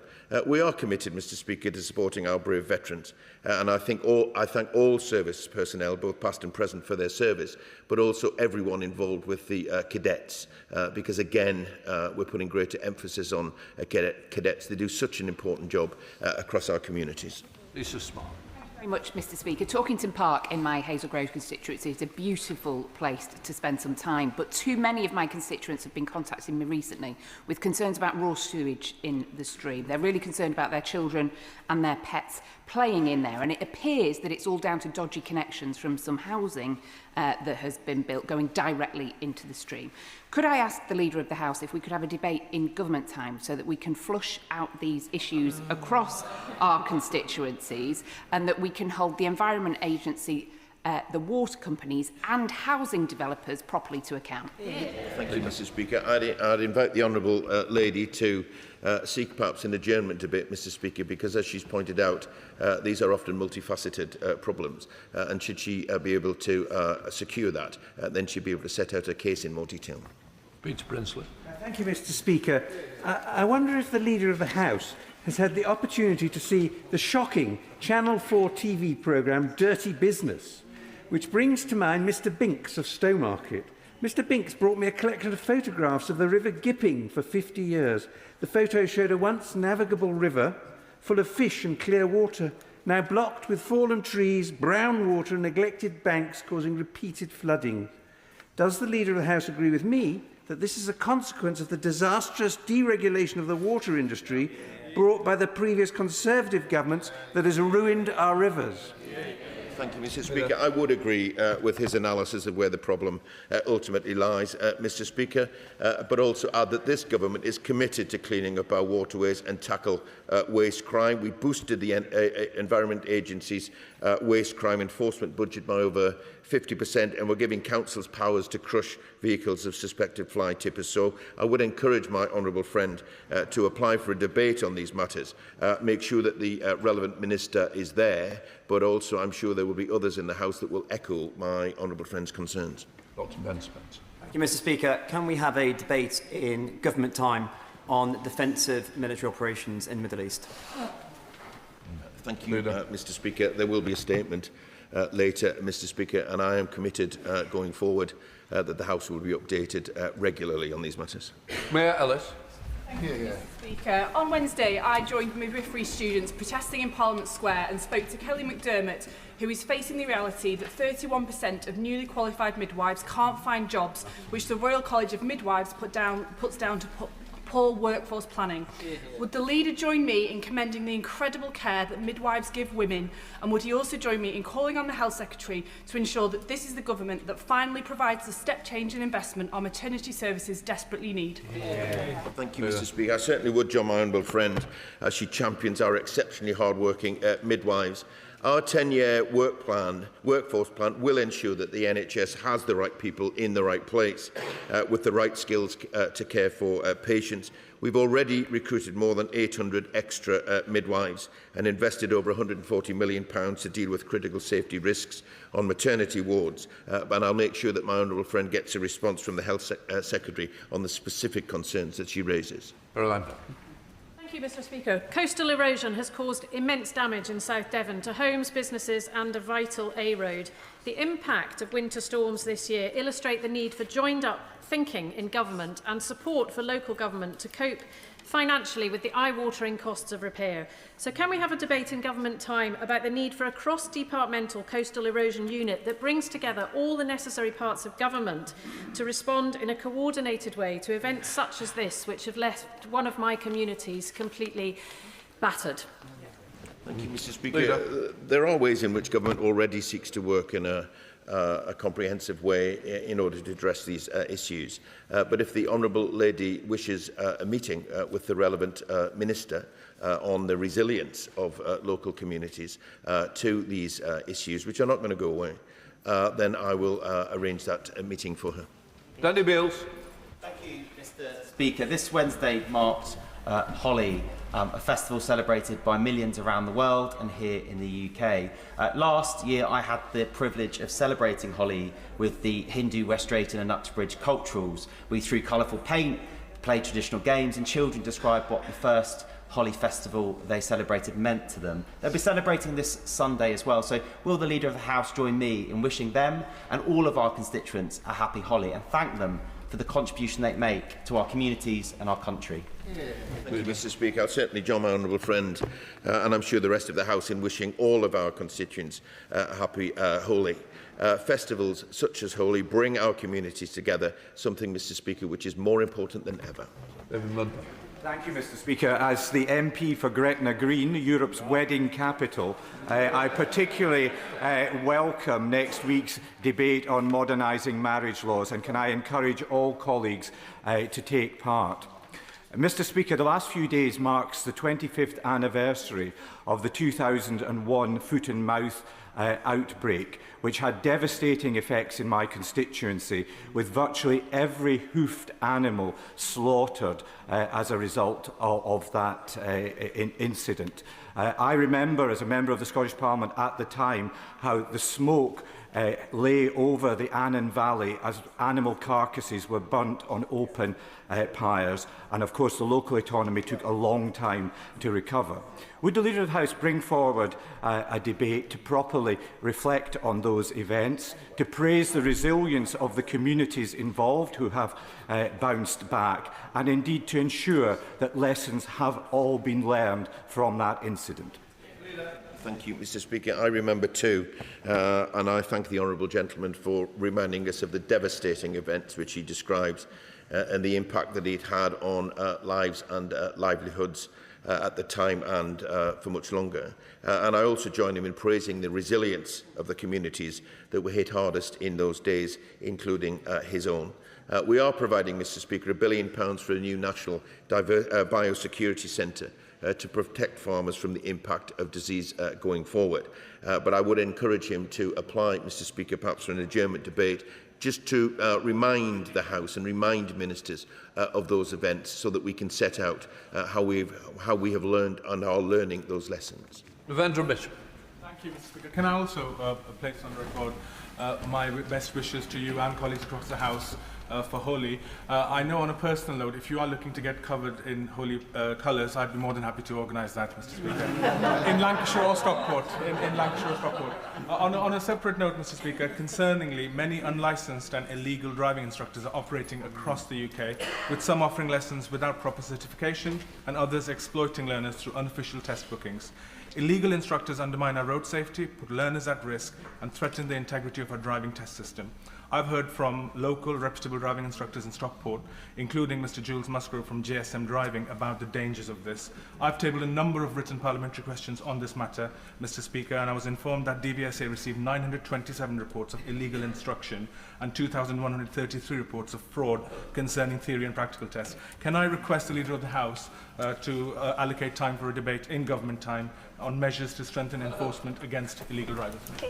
Just before the Leader, can I just help everybody? I'm intending to finish this at 12. There's still a lot of members there. So please, if we can have punchy questions and certainly shorter answers. I'm sure the Leader is the best example. Sure, Mr. Speaker. First of all, can I thank the Honourable Gentleman for raising these matters, and should he seek a meeting with the Minister to explain his concerns, then I will help him to get that. But we've already doubled the number of trainees for examiners and provided over 120,000 additional tests between June 2025 and January 2026. And we will ensure that only learner drivers can book or reschedule tests and stop exploitation by online bots. But should he seek a meeting with the Minister, I will help him to arrange one. Mr. Speaker, Masjid al-Aqsa in Jerusalem is the third holiest site for over 2 billion Muslims worldwide. Thousands of Brits pay pilgrimage to Masjid al-Aqsa every year, but countless, unfortunately, are not allowed into the country, but those that do are not allowed into the compound. In fact, a recent survey that I conducted found that 330 out of 390 respondents encountered issues accessing the compound, and some were not allowed in at all and facing racial abuse at the same time. Despite writing to the FCDO Minister to discuss these findings several months ago now, I have had absolutely no response. So will the Leader of the House please address this matter with the relevant department, and what further assurance can he give that to all those that go to pray in the Holy Land to keep safe and pray safely? Leader. Mr. Speaker, I will do that, and I'll make sure that he gets a response. Jim Dix. Thank you, Mr. Speaker. Dartford's brilliant Wentworth Primary School, whose notable former pupils include the wonderful Sir Mick Jagger and Keith Richards, as well as UK gold medal winning sprinter Adam Jamili, turns 75 next month. Would the Leader of the House join me in wishing the school, the head Mr Pollock, its wonderful staff, governors and pupils a very happy birthday? I certainly will, Mr. Speaker, and I join my honourable friend in congratulating Wentworth Primary School and wishing all the staff and students, both past and present, a happy birthday. As he says, there have been some notable alumni over the last 75 years, and I'm sure it will continue in the next 75 years. Thank you, Mr. Speaker. My constituents regularly complain about private parking companies. Recent examples include a firm passing a case to debt collectors after the constituent had provided evidence they were ill, and another issuing a charge when the driver had paid but the machine failed. Following last September's consultation on raising standards in the private parking industry, will the Leader of the House confirm when the government will bring forward a new code of practice and compliance framework to protect drivers from exploitative parking operators? Leader of the House. I can't confirm when, Madam Deputy Speaker, but I do know it's uppermost in the mind of ministers, because this is a problem in many communities. But I will take it up with the relevant department and get the Honourable Lady an answer. Kim Johnson. Thank you, Madam Deputy Speaker. Liverpool has the oldest established Chinese community across Europe, and this year it marks the 80th anniversary of Labour government's deportation of thousands of Chinese seamen after the Second World War, an act that abandoned women and children and left generations without answers. So will the government make time for a full debate on the impact of this heinous act to finally acknowledge this injustice, provide full transparency, an unreserved apology, and support dissenters still seeking the truth about their loved ones, and ask a minister to respond to my letters, please? Thank you, Madam Deputy Speaker. I'd encourage my honourable friend to seek an adjournment debate so she can hear from the relevant minister directly. Vera Hophouse. Thank you, Madam Deputy Speaker. One of my Bath constituents who's a leaseholder in a housing association managed development has received sudden and extremely high major works bills without warning. There's currently no statutory requirement for landlords or housing associations to operate sinking or reserve funds to spread the costs of major works over time. Many leaseholders are then exposed to large unexpected charges at short notice. So could I ask him to reach out to colleagues in MHCLG and draw attention to this growing problem and considering introducing statutory guidance or regulations on sinking funds to better protect our constituents? Thank you, Madam Deputy Speaker. As I said in a previous answer, that we have produced the draft leasehold and common hold reform bill, but it is not the full extent of the government's ambitions in these regards, and I will draw her remarks to the attention of the Minister to see whether they can be addressed in the other steps that we are looking for. Jim Shannon. Thank you, Madam Deputy Speaker. Always a pleasure to ask a business question.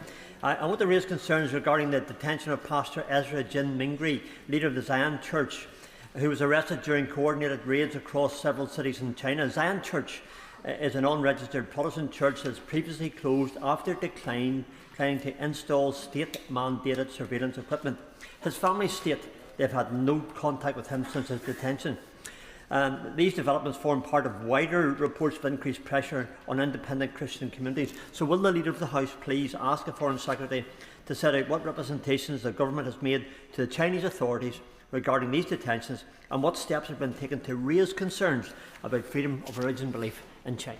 Thank you, Madam Deputy Speaker. I know that this case has been raised this week by my honourable friend, the Special Envoy for Freedom of Religion and Belief, the Honourable Member for Northumberland. There is clearly strength of feeling around the detention of the pastor. These reports are a worrying indication of the persecution of Christians in China, and we do continue to engage with China on freedom of religion, and we'll continue to do so. I'll make sure that the honourable gentleman gets a response from the Foreign Secretary on these important matters. Liz Twist. Thank you, Madam Deputy Speaker. Earlier this morning, I joined Samaritans at Waterloo Station at the launch of their Small Talk Saves Lives campaign, which encourages people to start simple conversations with those who look as if they may be in distress. Can we have a debate in government time on the importance of mental health campaigning in helping save lives across the UK? Thank you, Madam Deputy Speaker. And my honourable friend is absolutely right. Mental health campaigning is vital to saving lives, and my honourable friend is a tireless and assiduous campaigner in that regard, and I both congratulate her in the work that she does, but most importantly, we need to thank her for the work that she does. Organisations such as the Samaritans do incredible work in supporting those who are most vulnerable and educating the public in how to help. I'd encourage my honourable friend to apply for an adjournment debate, Madam Deputy Speaker, so that she and others can raise the concerns and get a better idea of what is going to happen going forward. Cat Smith. Thank you, Madam Deputy Speaker. Lancashire County Council's consultation on the closure of care homes and adult day centres is now closed, and the decision lies with the reform-led county council.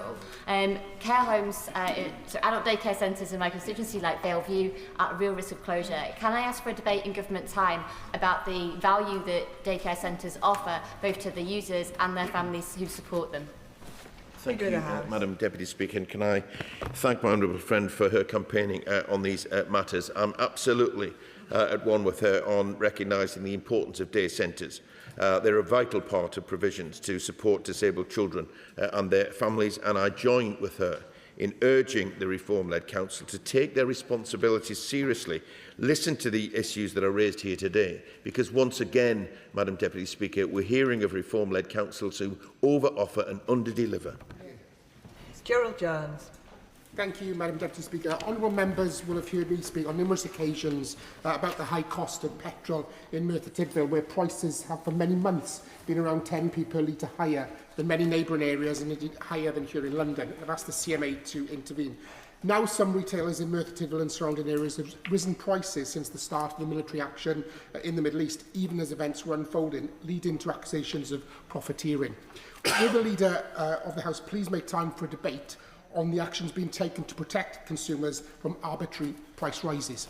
Thank you, Madam Deputy Speaker. There will be a statement later today on energy matters, and I'd encourage my honourable friend to raise that. But the Government is also committed to ensuring that the consumers have the necessary information at their disposal to find where the best value lies for petrol prices. Ian Byrne. Thank you, Madam Deputy Speaker. Next month, on the 15th of April, marks the 37th anniversary of the Hillsbury disaster, where 97 innocent children, women and men were unlawfully killed and countless lives were ruined, and also the beginning of the well-documented state cover-up that followed. With that in mind, can the Leader of the House provide clarity to this House and to the families and campaigners who fought so long for the Hillsborough law, a key commitment in our manifesto, and when the bill will return for its report stage? Thank you, Madam Deputy Speaker, and I thank my honourable friend for his dedication to this important matter and to the families and his community involved in this terrible event. We are working tirelessly, Madam Deputy Speaker, to reach an agreed position, but it is important, as he knows, that we get this absolutely right. Should he seek a meeting with ministers to get the latest update, I will help him to get that. But I will announce future business in the usual way. But let me reassure him we are determined that we will make progress on this matter. Jeff Smith. Thank you, Madam Deputy Speaker. We've had 16 bank closures in Manchester Withington in the last 5 years, and now the impending closure of the NatWest in Chorlton and the Halifax in Didsbury means that there will be one bank left in our constituency. Now, most of us bank online nowadays, but there is still a need for individuals and businesses to access local services. Now, I do think there's a question of whether the proposed number of banking hubs and the criteria for them are sufficient and correct. It's good that there's a Westminster Hall debate on banking services that's been scheduled, but can I ask for the Leader of the House to have a debate in government time on that specific issue of banking hubs?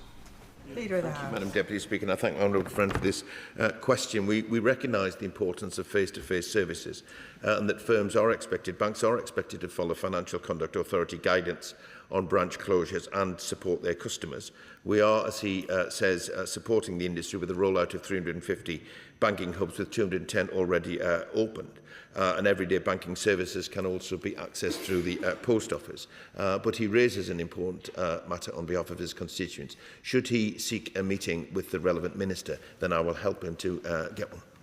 Ewan Steinbank. Deputy Speaker, a constituent has been on a waiting list for over 2 years with no end in sight.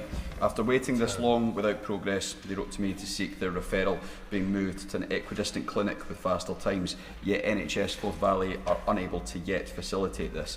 Would the Leader agree with me that everyone, including trans people such as my constituent, deserve timely access to the right healthcare? Thank you, Madam Deputy Speaker. My honourable friend is a strong advocate for his constituents, and I pay tribute to him for that. As he will know, healthcare is a devolved matter, but we do acknowledge that trans people have historically not been able to access the support that they need. We are committed, Madam Deputy Speaker, to ensuring that the NHS is there for everyone, providing equal access to healthcare for everyone. Janet Davey. Thank you, Madam Deputy Speaker.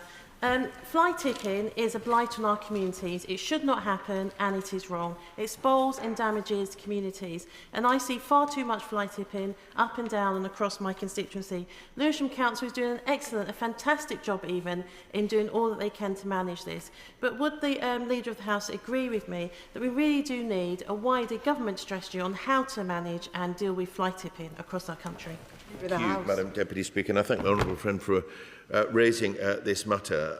The Government is committed to tackling waste crime, including fly tippers, who are a blight, as she says, on our local communities. This is a topic which affects a lot of members in this House, so I would encourage my honourable friend to apply for what I'm sure would be a popular Westminster Hall debate and then put her interesting proposition to the Minister and hear directly from them.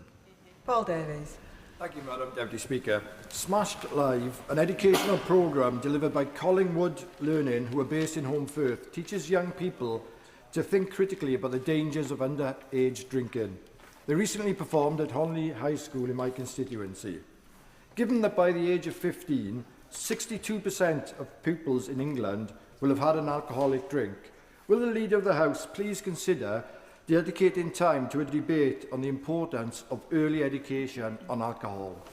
Thank you, Madam Deputy Speaker. My honourable friend raises a concerning matter, and I thank him for raising the important work of Collingwood Learning. Early education on alcohol is already compulsory, and the updated RHSE guidance provides additional content on risks associated with alcohol consumption. I encourage my honourable friend to apply for an adjournment debate on these matters because it's an important issue, but also because there will be others across the House who will share his concerns. Paulette Hamilton. Thank you, Madam Deputy Speaker. Councillors are the bedrock of their communities, working tirelessly on behalf of residents. I know this from my own time as a local councillor. Wazim Zafar was an outstanding and much-loved Birmingham councillor who served his constituents with passion and distinction. His recent passing at the age of 44 was a great loss. Given the invaluable contribution of local government representatives, will the Leader of the House join me to ask for a debate in government time to recognise the vital role that local councillors play in our communities? Thank you. Thank you, Madam Deputy Speaker. And first of all, can I join with her in thanking and recognise the important contribution of councillors across the country, whichever party they represent. They're an important part of our local democracy. May I join with her in sending our condolences to the family and friends of her local councillors. She's right to raise these matters, and as we approach local elections, should she seek an adjournment debate, Madam Deputy Speaker, I'm sure she can give even greater voice to the importance of councillors in our local democracy. Mayor. Thank you, Madam Deputy Speaker. Coach drivers, young coach drivers, are severely limited in the amount of distance they are allowed to drive. So from your constituency, Madam Deputy Speaker, trying to get to London, they would actually only make it as far as Sheffield. The government has recently closed a consultation on this issue. Would the Leader of the House be able to let us know when we'll get a response to that consultation, as it seems very strange that people of the same age are able to drive a 44-ton lorry but not a coach any considerable distance? My honourable friend raises some important points in these matters, and the government does recognise that the bus and coach sector has had issues recruiting and retaining bus drivers in recent years, and we are, as she says, considering next steps. I'll make sure that she gets an update once this process has been completed.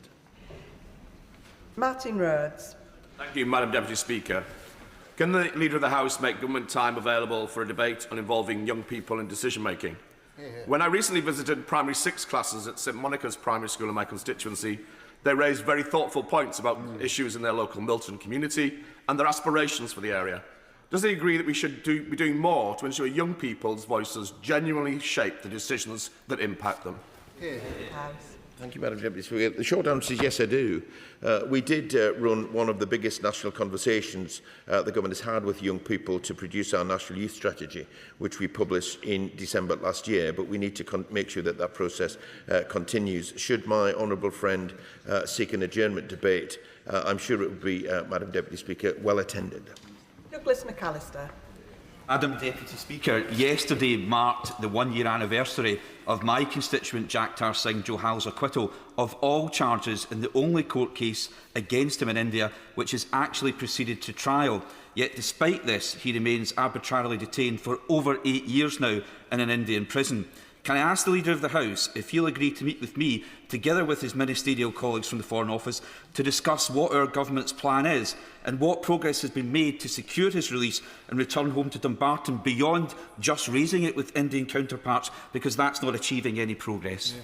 Thank you, Madam Deputy Speaker, and I thank the honourable friend for his continued and sustained campaign on behalf of Mr Johal. We do continue to push for faster progress, and as he says, the case has been raised directly with the Prime Minister and indeed by the Foreign Secretary with her counterpart. But I will ensure that he gets an update on these matters from ministers, and if he wishes to raise it with them directly, I'll make sure that he gets a meeting. Dr Alison Gardner. Thank you, Madam Deputy Speaker. Synthetic cathinones, locally known as monkey dust, is a stimulant drug that is causing significant harm in Stoke-on-Trent.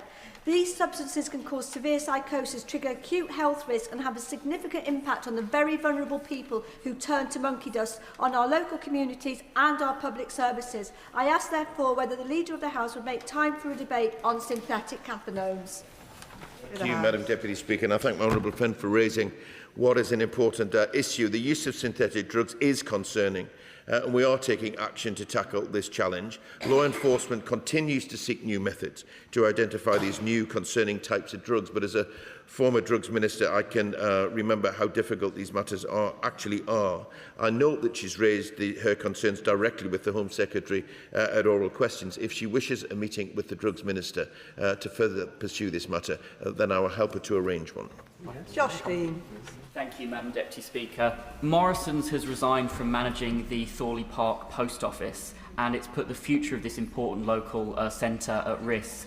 I've joined with cross-party local councillors to write to the local Sainsbury's and encourage them to host the branch, but the post office can only keep this branch open if local retailers come forward to consider taking it on. So will the Leader of the House join me in encouraging those local retailers, entrepreneurs and Sainsbury's to consider taking on this important local service? Deputy Speaker, and I do indeed join my honourable friend in recognising, first of all, the essential role that post offices play in communities across the country, but also the importance that retailers like Morrison's and others play in ensuring that services continue. We have set out in our Post Office Green Paper our views on what should happen over the next few years, but I hope that local retailers able to help in this situation have heard my honourable friend's voice here today, and I hope there can be a resolution in this case. Warren de Just. Thank you, Madam Deputy Speaker. I recently had the pleasure of visiting Base 25, a dedicated charity supporting young people with SEND, to formally launch their new youth cafe provision in my constituency of Wolverhampton West. Amongst the vital services they provide is the government-funded Work Well programme supporting young people to return to education, employment or training. Would the Leader of the House join me in firstly commending the wonderful work that Base 25 does, and does he also agree with me that we need to make more use of community-based organisations like Base 25 to support our schools with SEND provision so that our young people and their families can receive the coordinated and effective help they need to achieve the best possible outcomes? Madam Deputy Speaker, I certainly join my honourable friend in commending the work of Base 25 and all of their staff and the vital work that they do to support those with SEND. As he is aware, the current SEND system is broken. We are determined to reform it, to transform the life chances of every child with additional needs. But come what may, Madam Deputy Speaker, community organisations will continue to play an important role, an absolutely vital role, not only in supporting those with SEND, but also their families. Paul Wall. Madam Deputy Speaker, today is World Book Day, so will the Leader of the House join me in congratulating the winner of my own World Book Day competition, Matilda Mann of Littleborough Community Primary School, for her review, a brilliant review, A Box Full of Murders by Janice Hallett, and congratulate all the local businesses who helped sponsor the hundreds of pounds of books for our local schools. Thank you, Madam Deputy Speaker. My honourable friend is absolutely right to champion World Book Day. And I absolutely join him in congratulating Matilda and thank all the local businesses who supported the World Book Day competition in his constituency. Frank McNally. My constituent, Mr Fraser, a former prison officer, retired in 2020 and has been met with constant barriers and a lack of answers regarding his pension.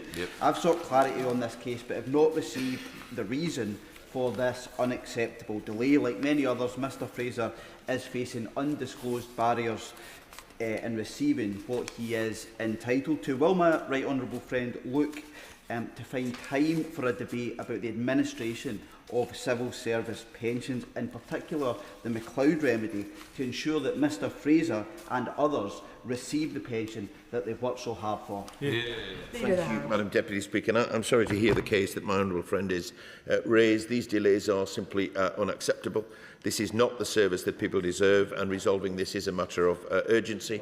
If my honourable friend shares the details of this case with me, I will raise it directly with ministers and ensure that he gets a response. Dave Robertson. Thank you, Madam Deputy Speaker. My constituents in Burntwood have been waiting for a new GP practice since 2009. Across 16 years of cancellations, missed deadlines and broken promises, people have had to visit their doctor in a temporary facility made out of porta cabins in the Leisure Centre car park. We thought things were going to get better when the town was finally promised the replacement centre would be open in 2025. Yet another deadline that was missed. Revelations this week show that the planning application for that facility will not be submitted until late July or possibly August. It is not acceptable. So can I ask the Leader of the House to raise this issue with ministers in the Department of Health and ask what they can do to tell reform-controlled Staffordshire County Council to get their finger out, stop breaking promises to the people of Burntwood and get this facility built. Thank you, Madam Deputy Speaker. My honourable friend is a tireless champion for his constituents and I commend him for that. The NHS has a statutory duty to ensure that there's sufficient medical provision, including GPs, in each local area, and we have confirmed the funding for integrated care boards through to 2030 so that ICBs can plan for the long term. But I join my honourable friend in urging the reform-led council to take their responsibility seriously and listen to the issues that he has raised so powerfully here today. Thank you, Madam Deputy Speaker. Many former mine workers in my constituency are entitled to receive a set amount of solid fuel per year. As few homes now rely on coal, some have requested a payment in lieu from the National Concessionary Fuel Office, as they are entitled to do. These requests have often been refused, yet following intervention from my office, they've been subsequently awarded payments. Will the Leader of the House ask ministers to review the work of the National Concessionary Fuel Office to ensure former mine workers in my constituency and across the country receive those payments to which they're entitled? Deputy Speaker, my honourable friend is a strong campaigner for his constituents, and due to his pressure and pressure from others, last year ministers did agree to relax the continuous facility to burn criteria, which will allow more people to be able to claim cash in lieu. I will make sure that ministers hear his concerns, not just on individual cases, but on how the scheme is actually being administered now, and I'll ensure that he gets a response. Jeremy. Thank you, Madam Deputy Speaker. English Tourism Week begins next week, running from the 13th to the 22nd of March, aiming to highlight the importance of tourism to the UK economy. As part of English Tourism Week, I look forward to visiting Grimes Graves in my constituency, a Neolithic flint mine in southwest Norfolk operated by English Heritage. Would the Leader join me in celebrating the benefit of tourism and consider whether a debate could be held to explore government support for the tourism industry? Deputy Speaker, and I thank my honourable friend for highlighting the vital contribution that tourism makes to our national economy. Like him, I am lucky to have a constituency in which is a popular tourist destination and has a large number of attractions, and I would of course encourage people to visit. Grimes Graves is an extraordinary site, and I'm pleased to hear that he is visiting a historic place in his constituency as part of English Tourism Week, and I'd encourage other members to do the same. I think this would be an interesting topic for a backbench business debate or adjournment debate, should he wish to seek one. David Smith. Speaker, the children of Belford Primary School in my constituency recently wrote to me on a range of subjects. One of them said, and I quote, "There are too many people using fossil fuels in Northumberland. It's hurting the Earth's surface and increasing global warming. Please can you encourage people to stop using fossil fuels and walk or bike to more places?" I might add in an event the recent week show that we can't rely on fossil fuels either. So does the Leader agree with me that the Government's plans for Great British Energy will enable the growth of clean local community energy projects in Northumberland and across the country, making us more safe in the process? Thank you, Madam Deputy Speaker. And I thank my honourable friend for raising this question. The Government is wasting no time in our mission to make Britain a clean energy superpower and tackle the climate crisis, both for people living in his beautiful constituency, but indeed in other parts of the country too. Great British Energy will ensure that British bill payers reap the benefits of clean, secure, homegrown energy, and our local power plant will support over 1,000 local clean energy projects, which is not polls reported since the beginning of January There are still 409 holes remaining to be filled, and my constituents in Rugby are furious with the state of the roads in Rugby. The government have put Warwickshire on the amber traffic light for potholes, and that's despite this Labour government putting huge sums of money in, 1.6 billion last year with 25 million for Warwickshire, 7.3 million for local authorities in the budget with an additional 6 million for Warwickshire recently. So can the leader join me in urging the reform-led Warwickshire County Council to get on with using the money provided by this Labour government to fill those potholes, and might he make space in government time for a debate on whether or not local authorities always implement the policies and using the money provided by government that this government hopes they will do? Very much indeed, Madam Deputy Speaker, and I thank my honour. Thank you. Relax. I thank my honourable friend for bringing this important matter to the House. He is right to highlight the action that the government is providing on potholes, providing a record £7.3 billion boost for councils over the next 4 years. I do hope that the reform-led council in Warwickshire hear my honourable friend's contribution today and take action. Otherwise, it will be a further example of reform over-offering and under-delivering. Thank you. And that concludes business questions. And before we go on to the statement, I have to notify the House, in accordance with the Royal Assent Act 1967, that the King has signified his royal assent to the following acts: Medical Training Prioritisation Act 2026, Rare Cancers Act 2026, Sustainable Aviation Fuel Act 2026. I'll now give the front benches a few moments to catch their breath.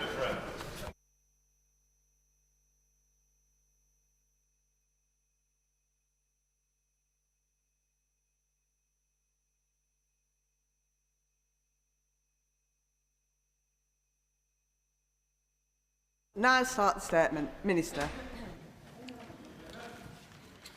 Madam Deputy Speaker, I want to update the House on developments in the Middle East. Everyone in this House and across this country will be horrified by what is unfolding, by wave after wave of reckless Iranian missile strikes, by the loss of life, and of course, by the fact that many thousands of British citizens are caught up in this crisis. Let me begin by offering my condolences to the families of civilian casualties from across the region. We stand in solidarity with allies and partners targeted by Iran, and I condemn in the strongest terms these appalling strikes. Madam Deputy Speaker, yesterday I summoned Iran's ambassador to the United Kingdom in response to his country's reckless actions. They must be held accountable, and the safety of British nationals remains my top priority. There are around 300,000 of them in the region that is being targeted by Iranian strikes. These are numbers that reflect the deep ties between Britain and our friends in the Gulf. These countries did not attack Iran. They were not involved in the initial hostilities. And yet they are being subjected to thousands of ballistic missile and drone attacks. There are will be affected at that time are supported, and I certainly think that that is something I've put on record, I've discussed with the task force, but obviously that will be up for future decision by a future government. Question number 7, Maggie Chapman. Thank you. To ask the Scottish Government, in light of the forthcoming International Women's Day, what action it is taking to ensure that Scotland's economy provides women with equitable access to economic opportunity, including how it supports them to live free from poverty and financial inequality. Deputy First Minister. Women must have equitable access to economic opportunities, and in April 2025 the gender pay gap for all employees in Scotland was narrower than the UK gap, but we know that more needs to be done. A range of initiatives across government help women to enter and progress in work, such as the expansion of early learning and childcare, parental employability support, and since April 2020, 70% of parents supported through No One Left Behind were female. Obviously, employment law is reserved, but our Fair Work approach aims to address women's workplace inequalities by encouraging employers to tackle gender pay gaps. Maggie Chapman. I thank the Deputy First Minister for her response, but despite legislation and decades of campaigning for equality, women continue to face discrimination, violence, exclusion and poverty. Engender has called for investment in women and a transformation of our communities. Specifically, they've developed 10 realistic steps to improve the lives of women, covering support for women with no recourse to public funds, social security asks and ensuring our economic strategies work for women. Can the DFM outline the Scottish Government's response to these and how she would work to implement them to ensure that all future economic and social policy considerations contribute to Scotland becoming a global leader on gender equality? Deputy First Minister. Those very helpful recommendations. Of course, we also have the First Minister's National Advisory Council on Women and Girls, alongside a number of other plans to support the objectives that Maggie Chapman has just outlined, with responsibility particularly for our approach to the economy. I am proud of the efforts that are being made and the investment that's being made in terms of supporting women to either remain in work or to access employment. And I mentioned our No One Left Behind approach. We're delivering a person-centred, all-age employability offer in every local authority area, and women make up just under 50% of all participants. So there are intersectional barriers to employment that female parents can face in particular, and we need to continue to tackle those. Brief question 8, Brian Whittle. Thank you. Thank you, Presiding Officer. To ask the Scottish Government what its response is to reports that the gap between secondary school leavers from the most deprived and least deprived areas going to a positive destination widened to 4.7 percentage points, which is the largest since 2021. Cabinet Secretary Jenny Gilruth. Last week's data publication showed that the percentage of school leavers in a positive destination 3 months after the end of the school year was 95.7%, the second highest figure on record. Our most recent SQA exam results show that the pass rate for National 5 and Higher is up when compared to both 24 and the pre-pandemic results of 2019. The attainment gap has narrowed for National 5, Higher and Advanced Higher compared to last year, and the 24-25 Achievement of Curriculum for Excellence levels published in December demonstrate record levels of literacy and numeracy are being achieved in Scotland's primary schools. This welcome progress demonstrates that this Government's approach to education is delivering results for Scotland's young people. Brian Whittle. Presiding Officer, can I first take a moment to welcome Scottish Apprenticeship Week and the vital opportunities it creates. However, Scotland is currently missing out on 5,000 high-quality nuclear jobs because the Government refuses to back new projects or include nuclear in its energy skills passport.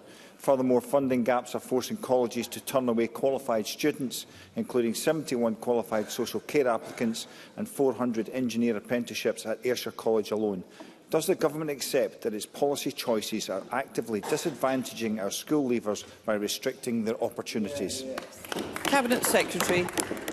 I thank Mr Whittle for his question and for his warm welcome for Scottish Apprenticeship Week. I'm sure, like me, he was out visiting a local business this week in his own area, supporting the important work of apprenticeships in our communities. And of course, the Government's budget, which Mr Whittle was not able to vote for, provided extra funding for more apprenticeships, but it also provided extra funding for Scotland's colleges, which has been welcomed by the sector. And I'm sorely concerned that Mr Whittle was not able to vote for that budget, and I hope he will be able to reflect on that and the positivity that this extra investment in communities like his has brought to Apprenticeship Week. Thank you. That concludes general questions. The next item of business is First Minister's questions. I call Russell Finlay at question number 1. Thank you, Presiding Officer. John Swinney personally backed Sally Donald to become a new SNP member of the Scottish Parliament. At her glitzy campaign fundraiser, he gushed about her in glowing terms. Mr Swinney was at the top table, smiling. He was by her side. Now, that was just 12 days ago. Yesterday, Sally Donald was forced to quit as the SNP candidate for Edinburgh Southern. So when exactly did John Swinney know that his star candidate was under investigation for benefits fraud? First Minister. President, I am going to do my level best to answer the questions that Russell Finlay has put to me, as I always do, but I'm also not going to talk about individual cases because it is important that I respect the proper process that the Government has put in place to ensure that issues in relation to social security payments and potential fraud are dealt with properly.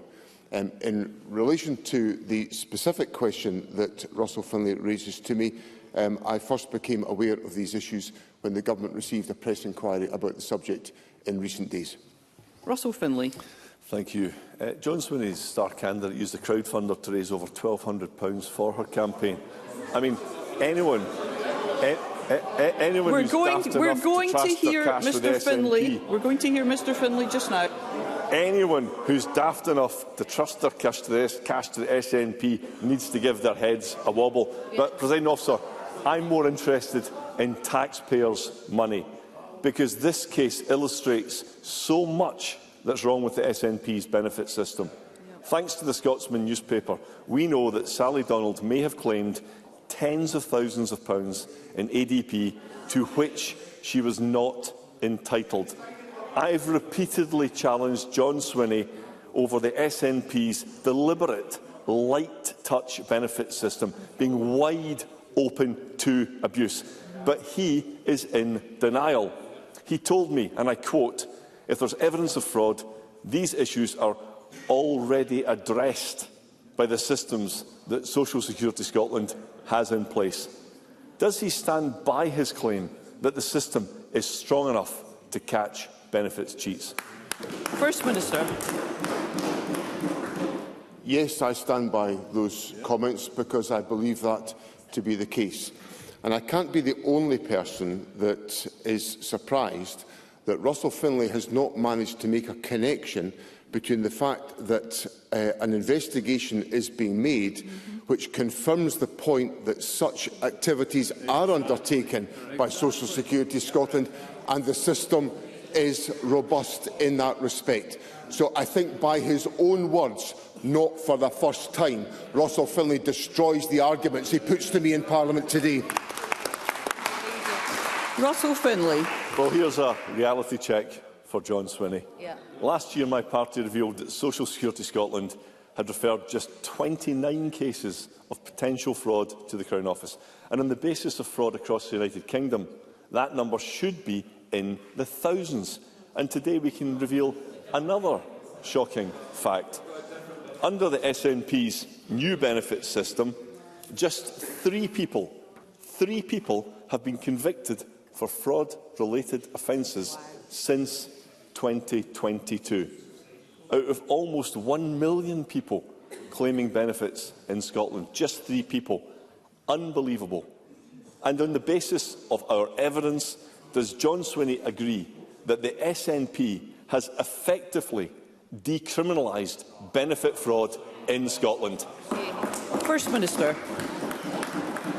Presiding Officer, I reiterate what I've said in my answer to Mr Finlay's second question, that the system is working because investigations take place where they are required and there is a robust assessment process in place. What, of course, this is cover for Mr Finlay is his desire to take benefits away from vulnerable people in our society.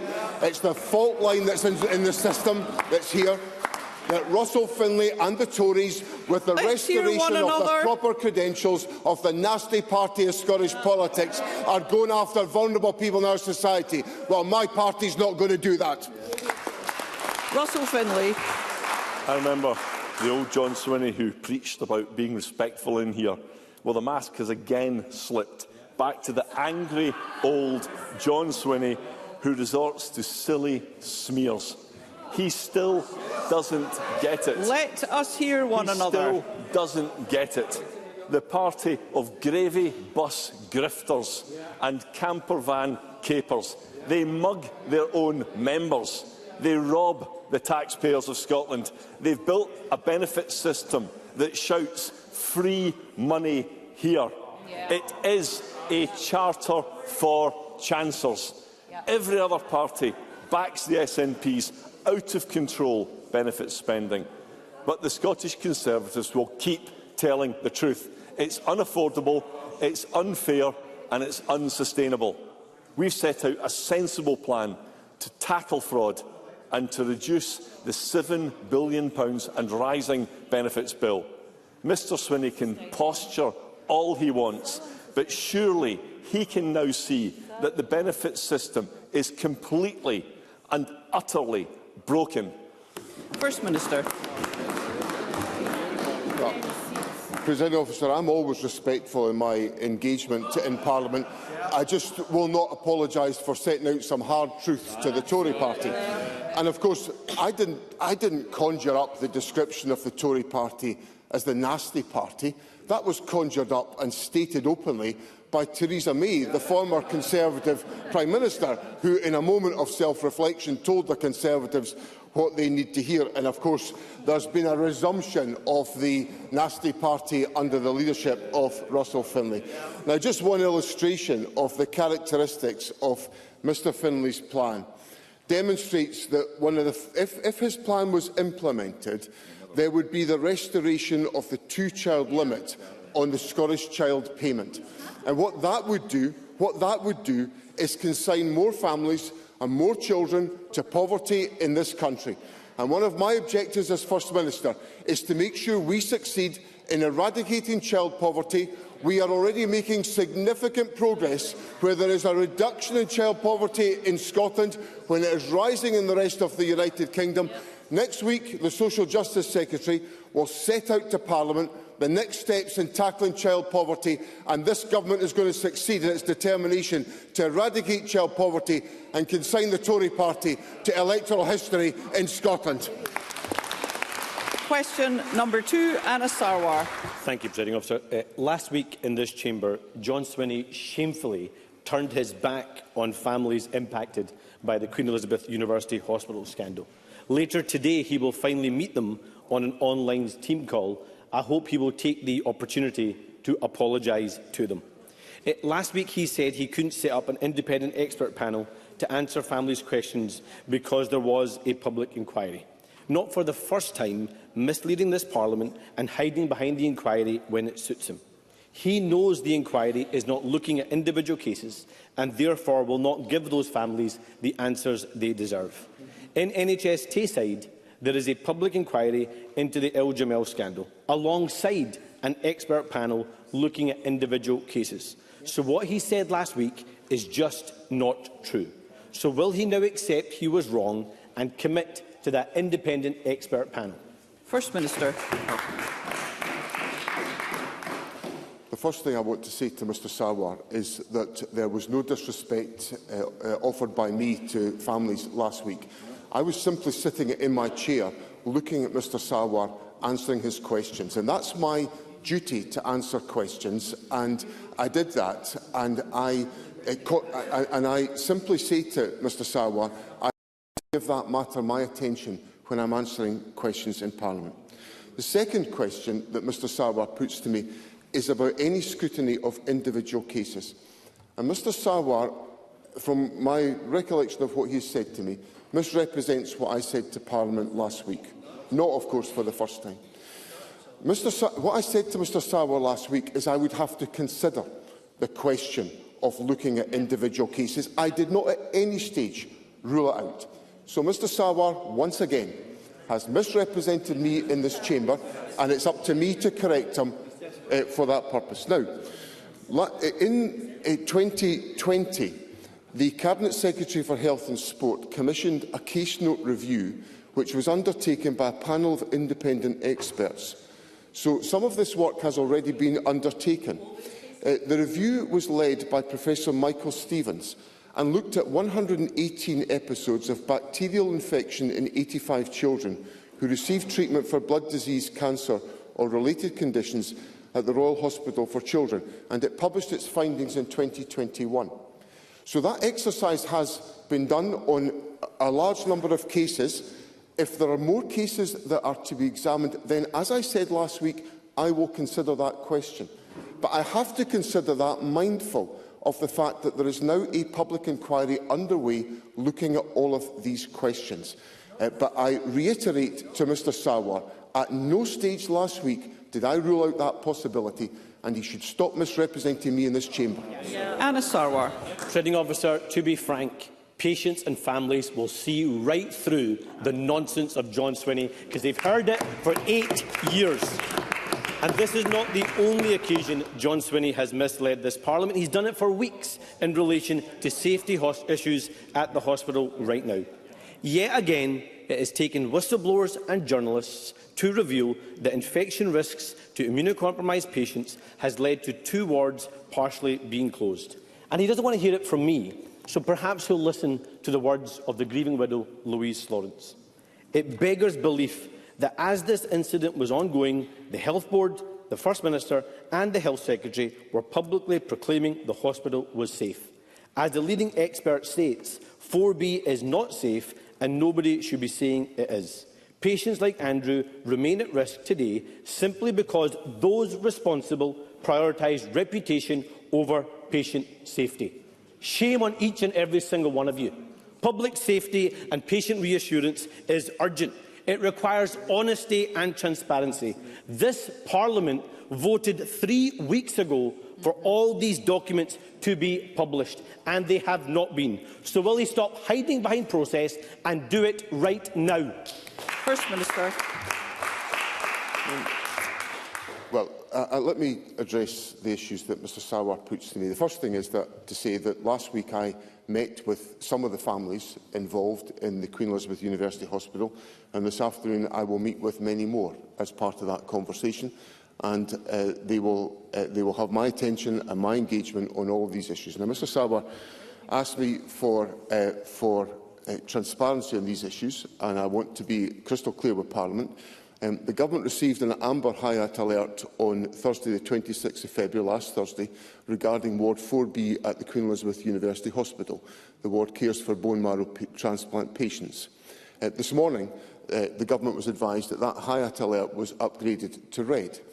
Now, the issue that has made the difference between the Amber alert and the red alert is there's only one factor of difference, and that is the upgrading of one aspect of the Hayat assessment tool, which is to acknowledge the heightened public anxiety around this matter. It is not due to any increased risk of harm to patients. So it's important that I put that on the record, that fundamentally the clinical consensus is that the wards in question are safe, and I reiterate that, that view, that I consider the hospital and its component parts to be safe, because where there are issues identified, openly and transparently, NHS Greater Glasgow and Clyde are addressing those issues, and they will be required by the Government to do exactly that. And that's exactly what the Health Secretary has been engaging with the Health Board about, and that's what I expect them to undertake in the period to come. Anna Sarwar. In that answer, John Swinney reveals the inconsistency at the heart of this Government.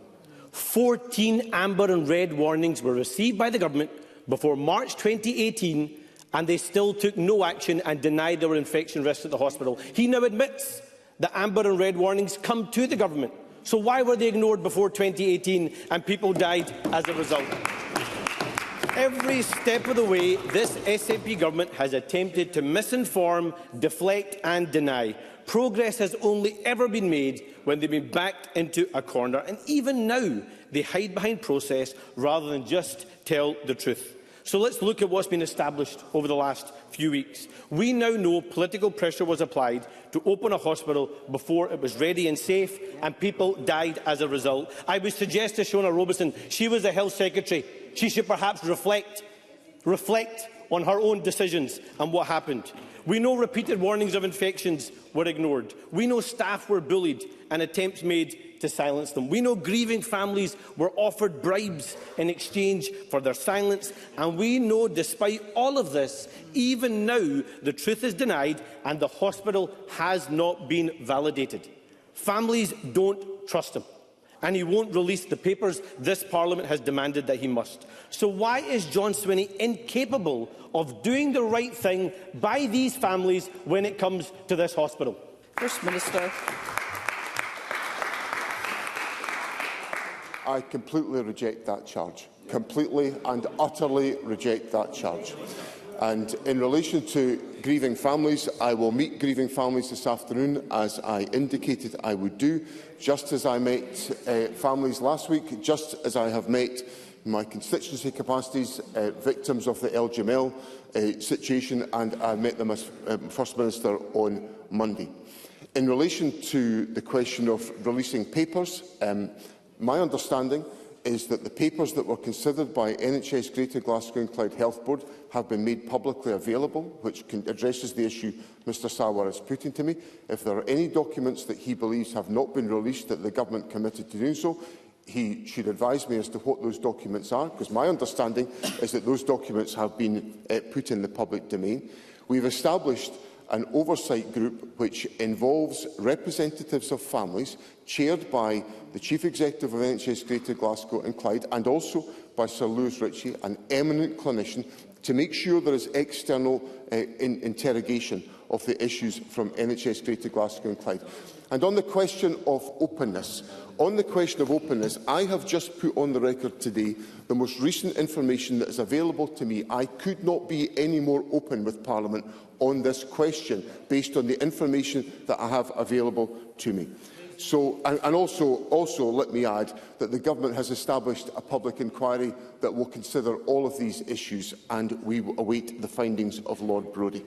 So what I would say to Anna Sarwar at this particular moment is the Government recognises the concern, the deep concern of families. That is being addressed by the steps that we're taking, and that will continue to reflect the position of my Government. Question number 3, Ross Greer. Thank you. Flight data shows that in the week leading up to the US and Israeli attack on Iran, 24 US military aircraft landed at Prestwick Airport, some of which came directly from Israel. That's a significant increase in American military activity at an airport owned by the Scottish Government. We now know this was in preparation for their bombing campaign against Iran. Trump and Netanyahu are not liberating the Iranian people from their brutal regime by murdering their children, as they did when they killed dozens of little girls in a Tehran school shortly after they arrived for school on Saturday. The Israeli military is rightly banned from using Prestwick Airport because of their genocidal assault on Palestine. The First Minister said that America and Israel's attack on Iran is not compatible with the international rules-based system. In other words, it is illegal under international law. So surely he will now ban the American military from using Prestwick Airport. First Minister. President Officer, let me reiterate what I've said publicly on this issue, that I cannot see how the intervention by the United States and Israel is compatible with an international rules-based system. And the implications of this are now being felt very directly by our own citizens, many of whom are stranded in the Middle East. And the position that the Prime Minister finds himself in of having to address the security implications for our citizens as a consequence of the American and Israeli action demonstrates how these issues can escalate out of control very, very quickly indeed and pose direct risks to our citizens. So I am concerned for the well-being of Scottish citizens who are trapped in the Middle East, and we are working with the Foreign and Commonwealth and Development Office to try to seek the repatriation of those individuals as quickly as it is safe to do so, given the risks and the threats that are faced. Now, in relation to the question of the use of Prestwick Airport, the Government is in the process of establishing clarity around the use by the American Air Force of Prestwick Airport. That is a process of inquiry that is underway, and obviously when the Government has more to say on that question, we will share that with Parliament. Ross Greer. The First Minister is right that America's attack on Iran is incompatible with international law. But he's now seeking an answer that we already have about US use of Prestwick Airport. We can see the flight data. We see the flights between Prestwick Airport and Israel by the US military. It's abundantly obvious what they're doing. Spain, a fellow NATO member, has now banned the US military from using their air bases. Their Prime Minister, Pedro Sanchez, said you can be against a hateful regime and at the same time against an unjustified and dangerous military intervention that is outside of international law. I believe the First Minister agrees with that statement. It's very similar to statements he made when he marched against the war against Iraq in 2003. The US is using an airport owned by the Scottish Government to wage an illegal war, killing hundreds, if not thousands, of innocent people. But at the moment, Scotland's First Minister is sitting on his hands. This government says it stands up for Scotland. Why does that stop the moment it might involve Donald Trump? Why won't the First Minister kick Trump's troops out of Prestwick Airport immediately? First Minister. I think it's pretty clear from what I've said over the last few days that I am in no way, shape or form a supporter of what has happened in the course of the last few days. No way, shape or form, and no amount of the characterisation of my stance that Mr Greer has put on the record will demonstrate that to be the case. Now, I am taking the steps within government to establish the detail around about the use of Prestwick Airport. When the government has more to say to Parliament about that, we will do so. But let me reiterate that I believe the intervention by Israel and the United States is incompatible with the international rules-based system, and that has been the position of my government and will continue to be so. Question number 4, Kenneth Gibson. Thank you, Presiding Officer. To ask the First Minister what the Scottish Government's response is to the UK Government's Spring Statement. First Minister. Presiding Officer, the UK Spring Statement provided an update on the various issues in relation to the economic situation. We had hoped there would be a clear outcome from the Spring Statement in relation to the Energy Profits Levy, with an immediate end to that profits levy, given the damage that has been done to the North Sea sector as a consequence. We received additional consequential information from the United Kingdom Government, which will be spread over a 3-year period, beginning with 26-27, which represents additional funding of less than half of 1% of the budget over a 3-year period. Kenneth Gibson. I thank the First Minister for that reply. UK economic growth forecasts have been revised downwards to lower than in the last year of the Tories. Does the First Minister agree that the Spring Statement was a missed opportunity to abolish an energy profits levy that's costing 1,000 jobs each month in the North Sea at a time of fuel insecurity, remove increased employers' national insurance contributions, which have hit the low-paid businesses and cost 200,000 jobs, and finally deliver justice to 3.6 million WASPI women betrayed by the UK Labour Government? And does he agree it's no wonder that, bereft of any vision for Scotland, the best election slogan Labour can contrive is "Hold your nose and vote Labour"?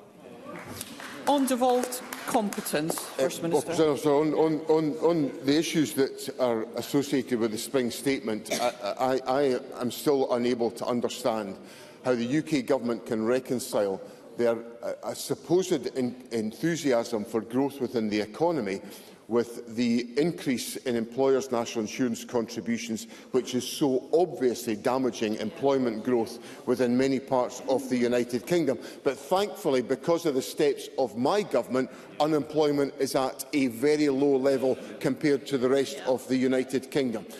I would have wanted the Chancellor's statement to address the energy profits levy that's costing 1,000 jobs each month in the North Sea at a time of fuel insecurity. So the challenges that we face in Scotland have not been assisted by the stance taken by the United Kingdom Government in the Spring Statement, but we will work to ensure that at all times we continue to protect and promote the interests of the people of Scotland. And Mr Gibson's characterisation of the dynamic election campaign of the Labour Party, which has gone from voting for Labour for change to holding your nose to vote Labour, just tells us what we all knew a long time ago. It stinks to vote Labour. Question number 6, Stephen Kerr. To ask the First Minister, in light of the recently published Commission on School Reform Manifesto warning that the Curriculum for Excellence has been poorly implemented and is harming long-term prospects, what the Scottish Government's position is on whether a lack of clear, nationally specified curriculum content and standards has contributed to declining attainment and inconsistency across Scotland's schools. First Minister. President Officer, Scottish education continues to perform well, with record levels of literacy and numeracy, a record low in the poverty-related attainment gap in primary schools, and a near-record number of young people entering positive destinations. The Government has sought, at the encouragement of the Commission on School Reform, an assessment of Curriculum for Excellence from the Organisation for Economic Cooperation and Development. That review indicated that Curriculum for Excellence was the correct approach. Work to update the curriculum, ensuring strong alignment between the broad general education and the senior phase, is underway, and I take the view that these reforms are essential to ensure the continued success of our education system. Stephen Kerr. Well, it's the usual self-congratulation from John Swinney. He can't have read the OECD review of 2021 if that's what he thinks the sum content of that review was. Teachers have been warning for years that the curriculum for excellence is no longer fit for purpose. It's weakened the emphasis on subject knowledge, created inconsistency between schools, and has coincided with Scotland falling behind international competitors. The OECD review in 2021, 5 years ago, warned that there was an insufficient clarity about what pupils should learn, how standards should be measured, yet all these years on, the SNP government have done nothing. Will the First Minister now accept that his government bears responsibility for the erosion of Scotland's once world-leading education system and set out what action must now be taken to restore clear standards, strong knowledge foundations and consistent expectations across Scotland's schools? First Minister. I don't accept that characterisation of Scottish education. Attainment levels are at a record high in literacy and numeracy as a consequence of the commitment this government has given to the Scottish Attainment Challenge. The poverty-related attainment gap across both primary and secondary in literacy and numeracy are at record lows. We are seeing in the delivery of Scottish education improved examination results, which were demonstrated by the exam results in August of 2025, showing the strength of Scottish education. And in terms of the action the government has taken action to address the issues from the OECD in relation to curriculum content, and any curriculum has got to be founded. And if Mr Kerr doesn't realise that the curriculum is a knowledge-based curriculum that equips young people with the skills for the 21st century, then he's not been paying attention to the contents of Scottish education. And when I'm engaged with Scottish education, the length and breadth of the country, I see a strong education system with outstanding young people, with a record number of achievements being made in our schools, and I'm proud of the strength of Scottish education. Question number 6, Katie Clark. To ask the First Minister, in light of the theme of this year's International Women's Day being equal rights and equal justice, what action the Scottish Government is taking to improve the legal rights of women and girls. First Minister.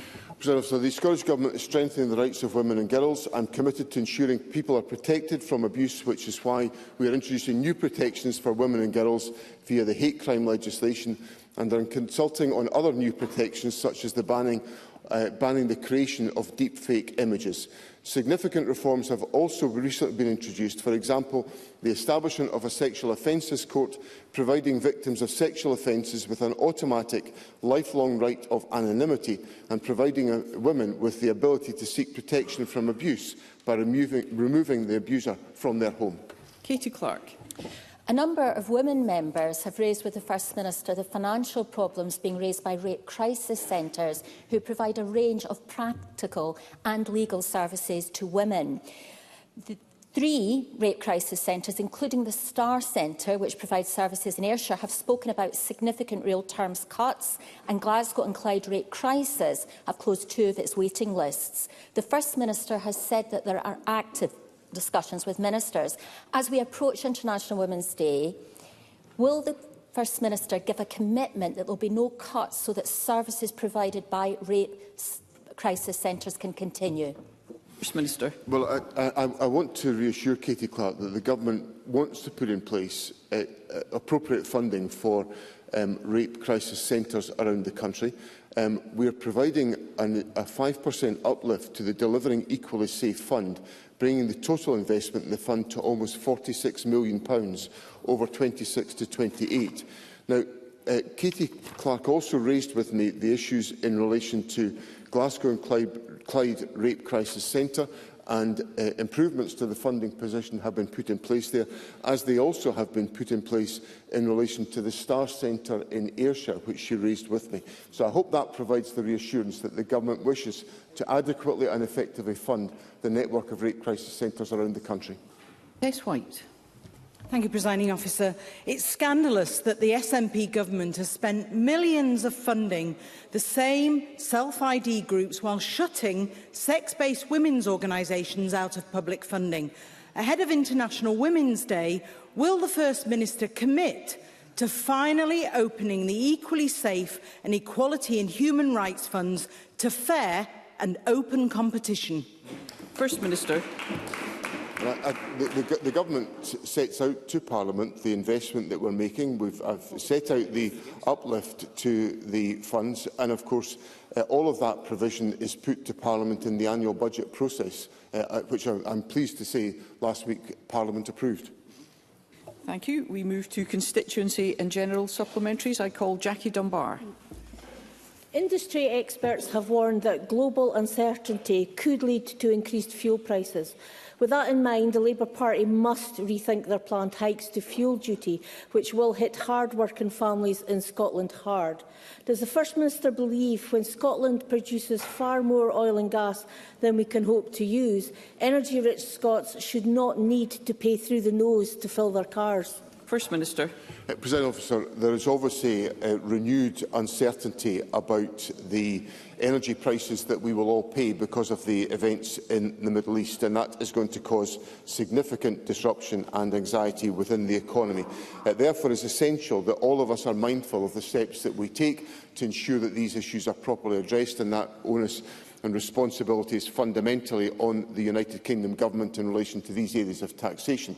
Where we have responsibility, yesterday I was in Inverness announcing the commencement of the £2 bus fare cap proposal, which will be deployed in the Highlands on the 23rd of March. It's already operating in the Western Isles and in Shetland. It will start in Orkney on Monday. It's another example of this Government intervening to support individuals to reduce the cost of living, and I'm pleased with the interventions that we're making.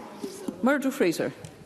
Thank you, Presiding Officer. I've been contacted by local church groups who have raised concern about the closure at the end of this month of the UK Government's Listed Places of Worship grant scheme, a very valuable scheme I'm sure the First Minister is aware of, that allows places of worship to recover value-added tax on repair and renovation costs. Now, the UK Government has indicated that from April a replacement scheme worth £92 million will be established, which will cover England only. That will, of course, generate Barnett consequentials for the Scottish Government. So, will the First Minister commit to using those Barnett consequentials to establish a similar scheme for listed places of worship here in Scotland? First Minister. I'll have to look at the detail of the timing of those announcements, but I suspect the Barnett consequentials that Mr Fraser talks about will have been in the budget settlement that the Parliament determined on in the budget debate last week, in which, of course, Mr Fraser didn't support the Government's budget. So we will look at this issue and see what we can do to assist, and obviously if there are further steps the Government can take, we'll share those with Parliament. Pauline McNeill. The First Minister is aware that there are temporary works on the M8 viaduct and it's already 4 years over schedule, but I want to put on record to thank Amy and Transport Scotland for the site visit that I had. But Transport Scotland are now consulting on 3 options for a permanent solution, and one of them is to demolish the M8, that section of the M8, and divert it to the M74 with a cost of up to £125 million. So I want to ask the First Minister, does he agree that this option would be a disaster considering the impact on the M74 and the west of Scotland economy, because it's much wider than Glasgow, obviously?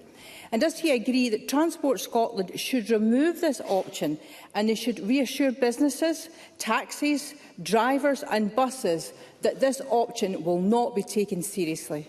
First Minister.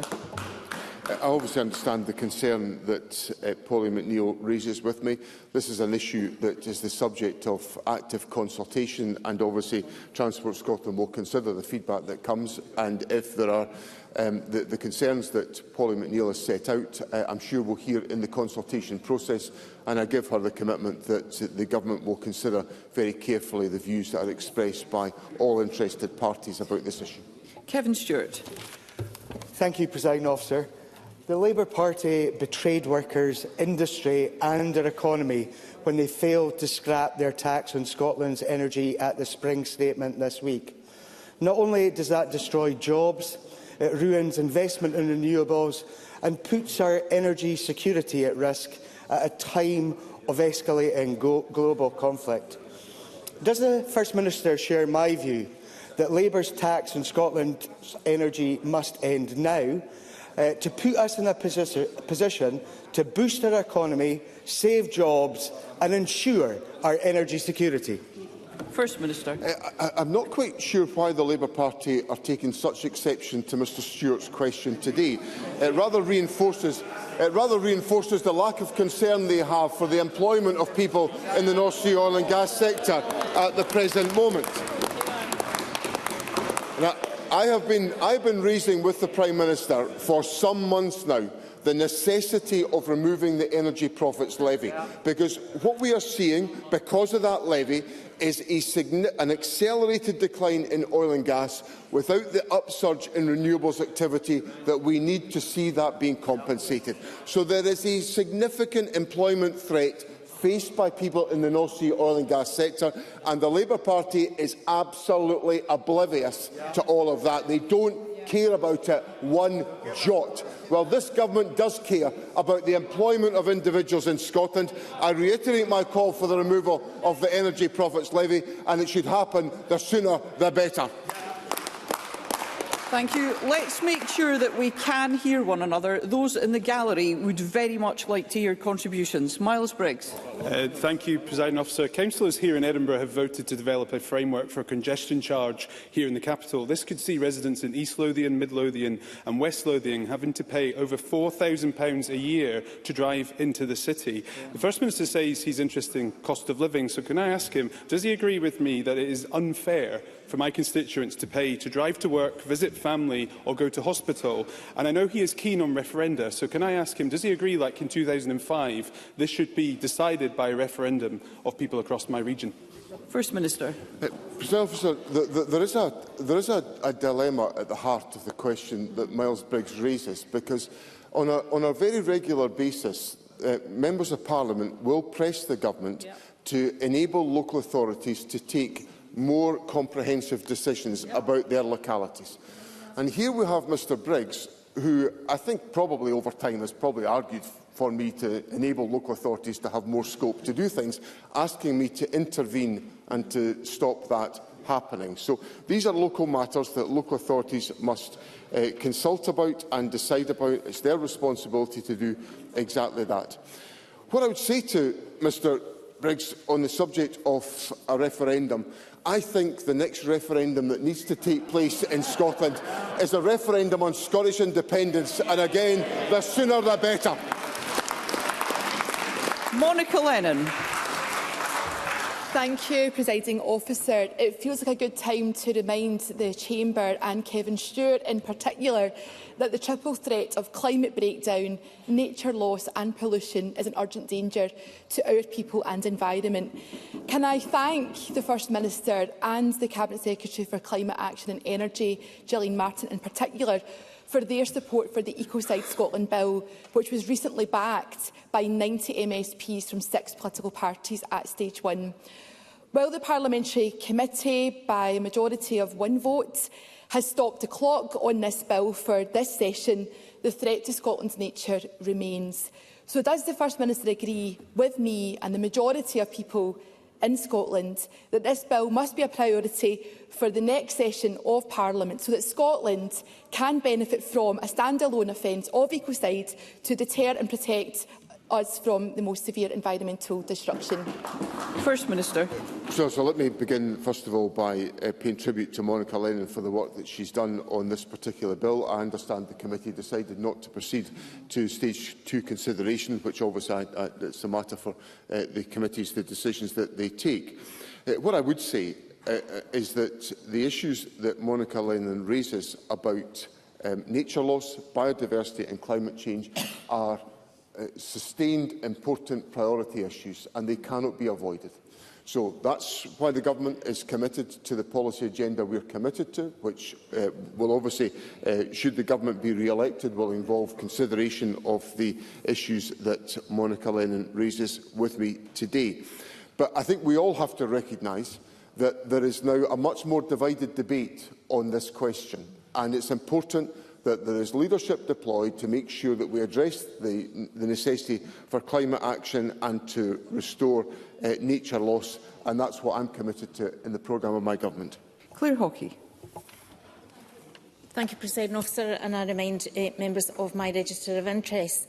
This week, new figures have shown a 6.1% increase in the number of NHS operations performed in the last year. Meanwhile, CAM's waiting times of over 18 weeks are now at their lowest level since June 2013, with CAM's targets having been met consistently for over a year. And that follows last week's news that waiting lists in Scotland are continuing to fall, with waits of over a year decreasing for 8 consecutive months. Does the First Minister expect continuous improvements to delivery across our National Health Service? First Minister. President Officer, I do expect that to be the case, because the Government has committed itself to reducing long waits in our National Health Service, and we are now seeing, as my colleague Claire Hockey has said, 8 months of continuous reductions in long waits for outpatients and for patients with a treatment time guarantee. Now, the latest data this week shows that operation numbers are up 5.6% in the 12 months to December 2025. GP numbers are up. There are 16 walk-in GP centres being delivered across the country. I know the Labour Party absolutely loathe these GP walk-in centres, but I'm pleased they're going to provide more access to healthcare services in Scotland. The national performance against the 18-week CAM standard has been met for the last year. So I assure Claire Hockey, the Government under my leadership is going to continue to deliver the improvements in the National Health Service. We're going to continue doing what we've already got in place. Douglas Lumsden. Presiding Officer, this week Brewdog, based in Ellon in Aberdeenshire, announced the loss of 484 jobs and the closure of 38 pubs after the company fell into administration. 9 of these bars that have closed are in Scotland, including 2 in Aberdeen and 1 in Inverurie. Unions, workers and investors have all voiced anger at how the sale of the business was handled, with staff being told they had lost their jobs during a 15-minute conference call. First Minister, Brewdog is the latest in a string of pubs to have closed in the North East so far this year, with its former chief executive pointing to business rates as a factor in the company's downfall. So can I ask, what is the Scottish Government doing to support staff who have now lost their jobs at Brewdog? And when will he finally put a stop to this SNP stealth tax on our hospitality sector? First Minister. I think, with the greatest respect to Mr Lumsden, I think the issues in relation to Brewdog's situation have got a great deal more to do with other factors than they do with business rates levied by the Scottish Government. But on the question of business rates, the Government has, of course, in the budget that was passed last week, which Mr Lumsden didn't support, we put in place support and reliefs totalling, if my memory serves me right, over £900 million in relation to business rates relief. We are also supporting transitional relief as part of that figure to assist businesses in the hospitality sector. The Government will, of course, engage closely with the employees. I'm deeply concerned about the way in which Brewdog employees have been treated. I think it's an appalling way for members of staff to be treated in this fashion. And the Partnership Action for Continuing Employment initiative that the Government puts in place to support any employees that lose their jobs will be available to help those from Brewdog that have lost their jobs. Beatrice Wishart. Thank you, Presiding Officer. I met with a constituent last Friday who was diagnosed with breast cancer in 2018. She's had successful treatment for a mastectomy, chemotherapy and radiotherapy, and she was assured she would receive breast reconstruction surgery following treatment, and that will likely involve multiple visits from Shetland to Aberdeen Breast Clinic, but she's thus far failed to establish when this will happen. It's evident the lengthy delay is impacting her own mental health and well-being, and consequently that of her family. Does the First Minister know if years of delay for breast reconstruction surgery is usual, and can he ask his Health Secretary to engage directly with me about this specific case in order to try and get some answers for my constituent who's already been through so much? First Minister. I'm very sympathetic to the point that Beatrice Wishart raises, and I have answered some questions on this topic before, and I will ask the Health Secretary to engage directly with Beatrice Wishart on this question. Obviously, the same theatres that are undertaking activity to essentially tackle the issues of breast cancer and other cancers would be the theatres used for breast reconstruction surgery. And the clinical priority has been attached where we have such backlogs in the aftermath of COVID to the immediate treatment of the life-threatening conditions that individuals face. That has sadly and regrettably, from my point of view, led to significant delays in breast reconstruction surgery. So that's the rationale for where we find ourselves, but I will ask the Health Secretary to engage directly with Beatrice Wishart to support her constituency, and I simply express my regret and apologies for the delay that has been experienced, but it's for those reasons and those reasons alone. Thank you. That concludes First Minister's questions. Our next item of business is a member's business debate in the name of Jeremy Balfour, and there will be a brief suspension to allow those leaving the chamber and the public gallery to do so.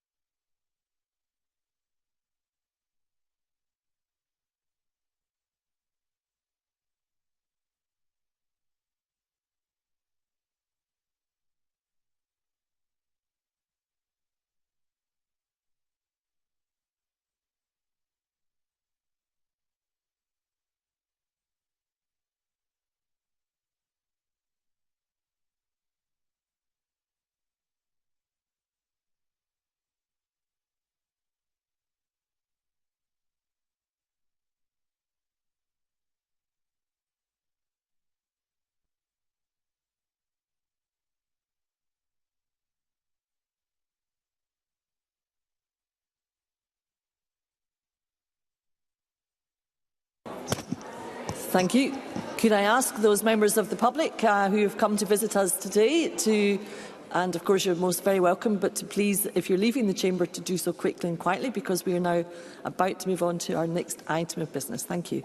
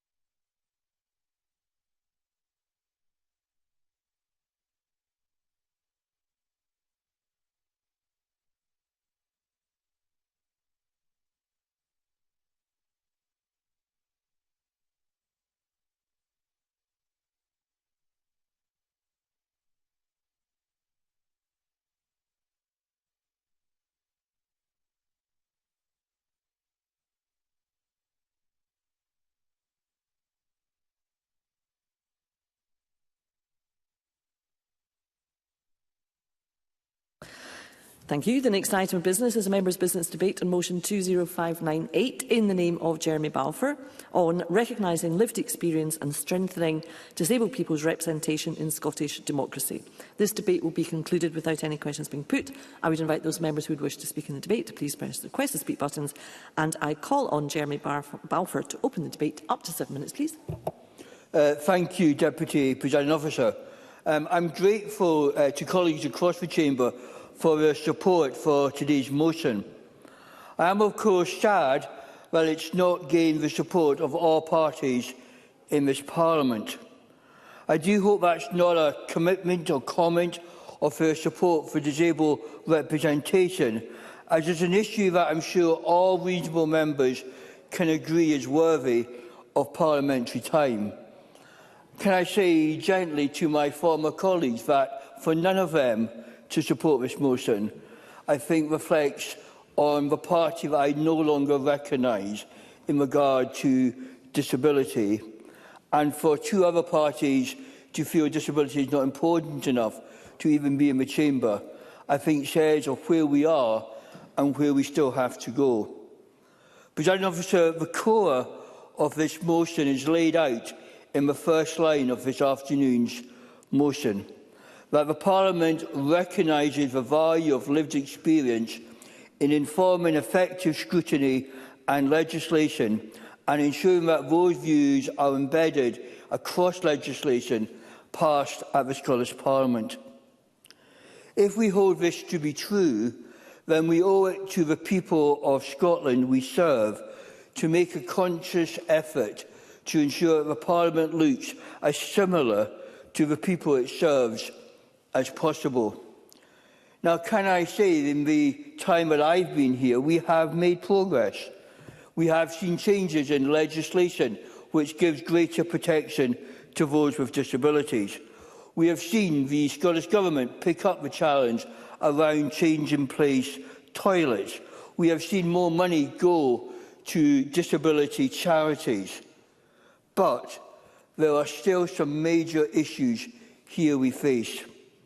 I received an email just this morning. This is what it said.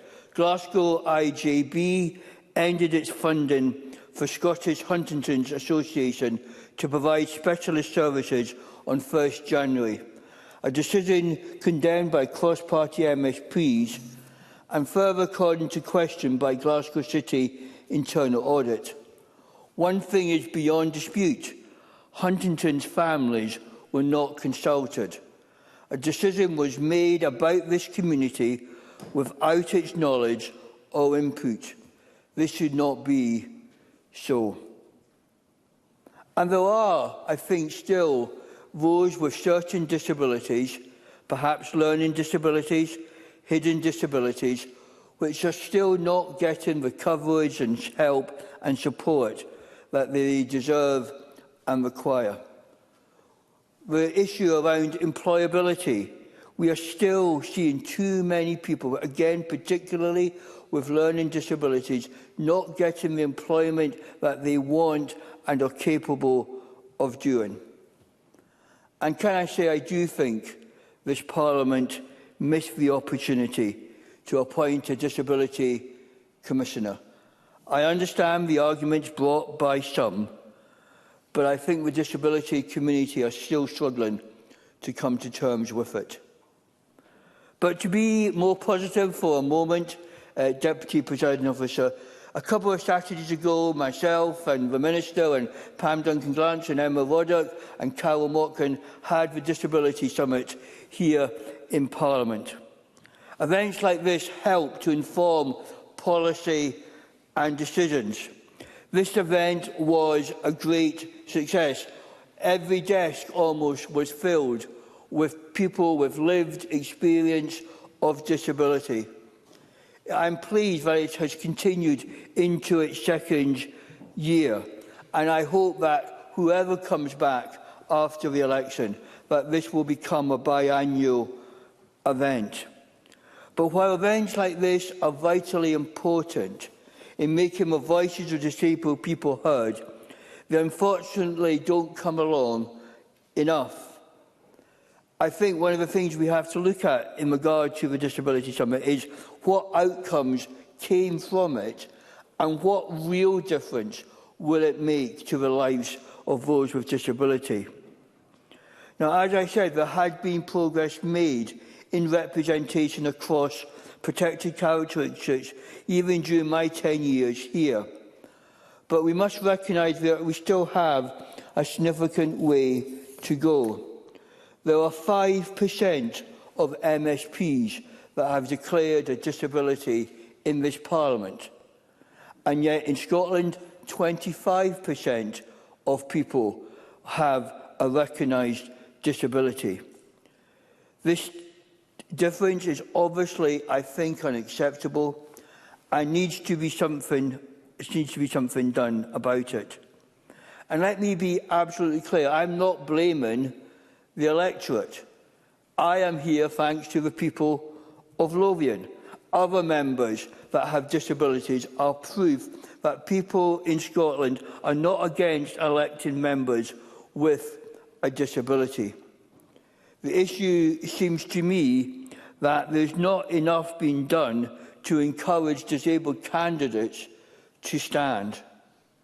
Now, I understand that this is a somewhat cheeky point to make now that I'm sitting as an independent, but having been a member of a party for 40 years I do think all parties across this chamber and out with this chamber need to do much more to attract those into their own parties. Encouraging and promoting disabled candidates must start at the grassroots, and parties should be doing everything in their power to make the selection process as accessible as possible. But actually, I think it goes beyond that, because what do we expect of our members? I'll give it away. I thank the member for taking an intervention. Do you not think the list system in the Scottish Parliament would be a great way for the parties to emphasise that disabled people could get up there higher on the list system within the party system and given them priority? Jeremy Butford. Can I thank the member for interest? I mean, I think it is a debate that needs to happen. I mean, interesting, if you look at other Commonwealth countries, they have gone even more radically that. So if we look at some of the East African countries, they have disabled-only lists, so you have to have a disability to be on that list. Now, it's competitive amongst different individuals. That is one model. But if we look, for example, in South Africa, they have gone much more looking at political parties and getting them to have more disabled candidates. But there are things such as, is delivering leaflets an essential to be a member and a possible candidate? How is our access to buildings? These type of issues need to be addressed by all political parties. Again, we have made progress. The access to elected office fund is something that is being put into legislation and will go forward both for Scottish Parliament elections and for local elections. And I do hope the UK Government will look at the scheme for Westminster elections. This allows disabled people to have the help and resources available to them to make it an even playing field. The administration of this has been very helpful, and I know I and other members within this chamber have benefited from it. I think one of the fears, Deputy Presiding Officer, that people have about standing is, well, if I get elected, what will the Parliament be like? Can I talk and say, from my own experience, this Parliament, and having worked in many different roles over my years, is one of the best places to work for disabled people. I have found from every individual that has worked here a willingness to be helpful, to be kind, and to be open to suggestions. And let me say that if disabled people are worried about being elected, they need not, because the Parliament, from the Chief Executive downwards, have done more than I could have ever hoped in regard to making that from my day one. To close, Presiding Officer, this may be my last long speech before the election. I, like all of us, do not know how the electorate will vote come May. But I think there needs to be a simple message that is picked up by whoever is elected after May. And that is nothing for us without us. Parliament cannot make decisions on what is best for disabled people. Mr Balfour, you will need to bring your back to if disabled people are not here. If a Parliament is to serve the people effectively, it must reflect the people effectively. As the motion says, it's the job of political parties, the Scottish Parliament, the Scottish Government to drive progress forward. I hope that will be taken up, whoever is elected. Thank you, Mr. Balfour. After me. Thank you. Could I just advise members that we really, now I give the members some latitude, but we're starting again at 2. The security personnel must be allowed the time to come in and clear the chamber, and therefore we're moving to the open debate. It is backbench speeches of up to 4 minutes, and I would intend to ensure that members comply with that. And I call Emma Harper to be followed by Alexandra Stewart. Ms Harper. Thank you, Presiding Officer. I welcome today's debate, and I thank Jeremy Balfour for bringing this motion before Parliament today, which I supported. And I agree with much of what Jeremy Balfour has said today, and I didn't realise this might be one of his last speeches in this chamber. Strengthening disabled people's representation is not a peripheral issue. It is central to building a democratic system that works for everyone. Lived experience enriches our scrutiny, improves our legislation and ensures that policy is grounded in the reality of people's lives. Throughout my time in this Parliament, particularly through my work on health inequalities, diabetes and lung health, I have seen firsthand how crucial lived experience is to good policy making. As co-convener of the cross-party group on diabetes and lung health, I've had the privilege of hearing directly from people managing long-term conditions, many of them invisible, many of them misunderstood. Their insights have shaped our understanding of the challenges they face and the actions needed to tackle them. This reinforces why people who are living with a disability, including those living with hidden conditions, must be included at every stage of political and policy development. Their exclusion has consequences, real measurable consequences. Presiding Officer, misunderstanding continues to be one of the greatest barriers faced by people with hidden disabilities. A person living with type 1 diabetes may struggle with glucose levels and the glucose levels can change sometimes unpredictably. I know this because I'm one of those type 1s. Someone with COPD or severe asthma may live each day managing breathlessness. Yet because these conditions are not visible, many people feel judged, doubted or dismissed when they ask for support that they need. The stigma stops people from participating fully in society, and it prevents far too many people from considering roles in public life. Raising awareness of these challenges has been an important part of my work, whether during debates such as World COPD Day or World Diabetes Day, and through engagement with communities across my South Scotland region. But awareness alone is not enough. We need structural change. I therefore welcome the Scottish Government's efforts to embed disabled people's voices into policy making, including through the Disability Equality Plan. Developed in co-production with disabled people's organisations, the plan commits to building disability competence across government and includes targeted investment to address long-standing barriers.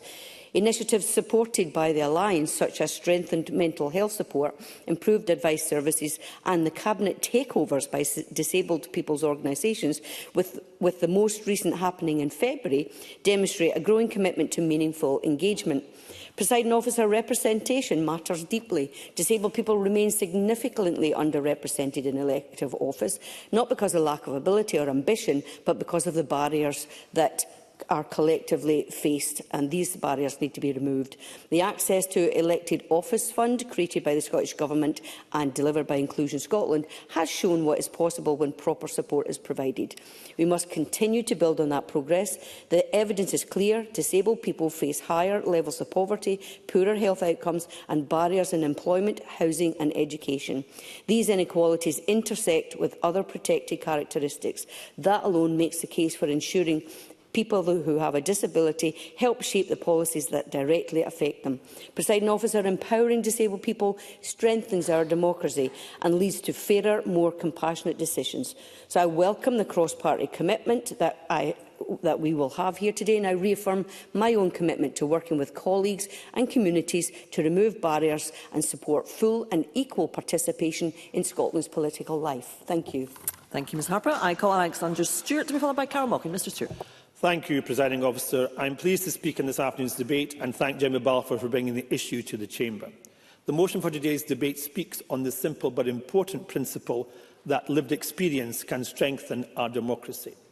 While statistics and political theory are no doubt important for making policy, Presiding Officer, however, we cannot, and that cannot be the only thing that influences how a Parliament decides on law.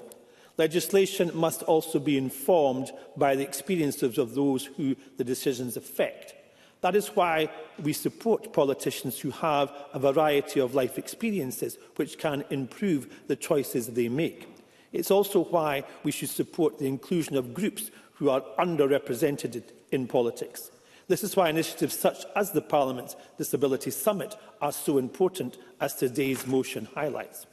The summit demonstrates clearly how the political debate improves when underrepresented groups, including disabled people, are fully involved with the wider political debate, Presiding Officer. Jeremy Balfour's motion speaks about disabled people are underrepresented in Scottish politics, and that is a trend that's happening in the United Kingdom, across Europe and in the United States. In a study in 2024, it found that disabled people both in the UK and the US feel better represented by disabled candidates. That has driven parties not only to seek and to share identity, but also to feel it's better represented by candidates who share their disability. The study also gave evidence that non-disabled people are also seen political candidates are bringing a range of traits and skills to the table. And that's important when we look at things. The party also results in different life experiences for disabled candidates can offer, and we know that already. This remains and reminds us that the need to tackle the remaining barriers that discourage and prevent disabled people from participating in politics. This should help unlock the potential that many individuals can offer to the political system. This includes such as the Access to Elected Office Fund run by Inclusion Scotland. This should also go alongside continued efforts to tackle other inequalities disabled people face in a day-to-day within their lives. For example, we know that the number of disabled people in employment has increased over the decade, but it's still very short when it comes to those who have employment. As we understand, groups across society tackle one of the equalities are often tackling alongside that. Presiding Officer, all across this chamber, we agree that the Parliament should fully reflect Scotland and what Scotland represents. That means we must be committed to removing unnecessary barriers for inclusion, and that includes in our political system if we truly want to be inclusive. These include disabled people, but also include many other demographics who remain underrepresented across politics as a whole. Lived experience should not sit on the margins of discussion. It should be recognised as a part and effective scrutiny of popular lawmaking. Therefore, in conclusion, Presiding Officer, promoting inclusion and ensuring that there's diverse across political issues and across the political divide is vitally important. And this chamber should be grounded in that, in the realisation that everyday lives across Scotland are affected by it. Thank you, Presiding Officer. Thank you, Mr Stewart. I now call Cara Mochan to be followed by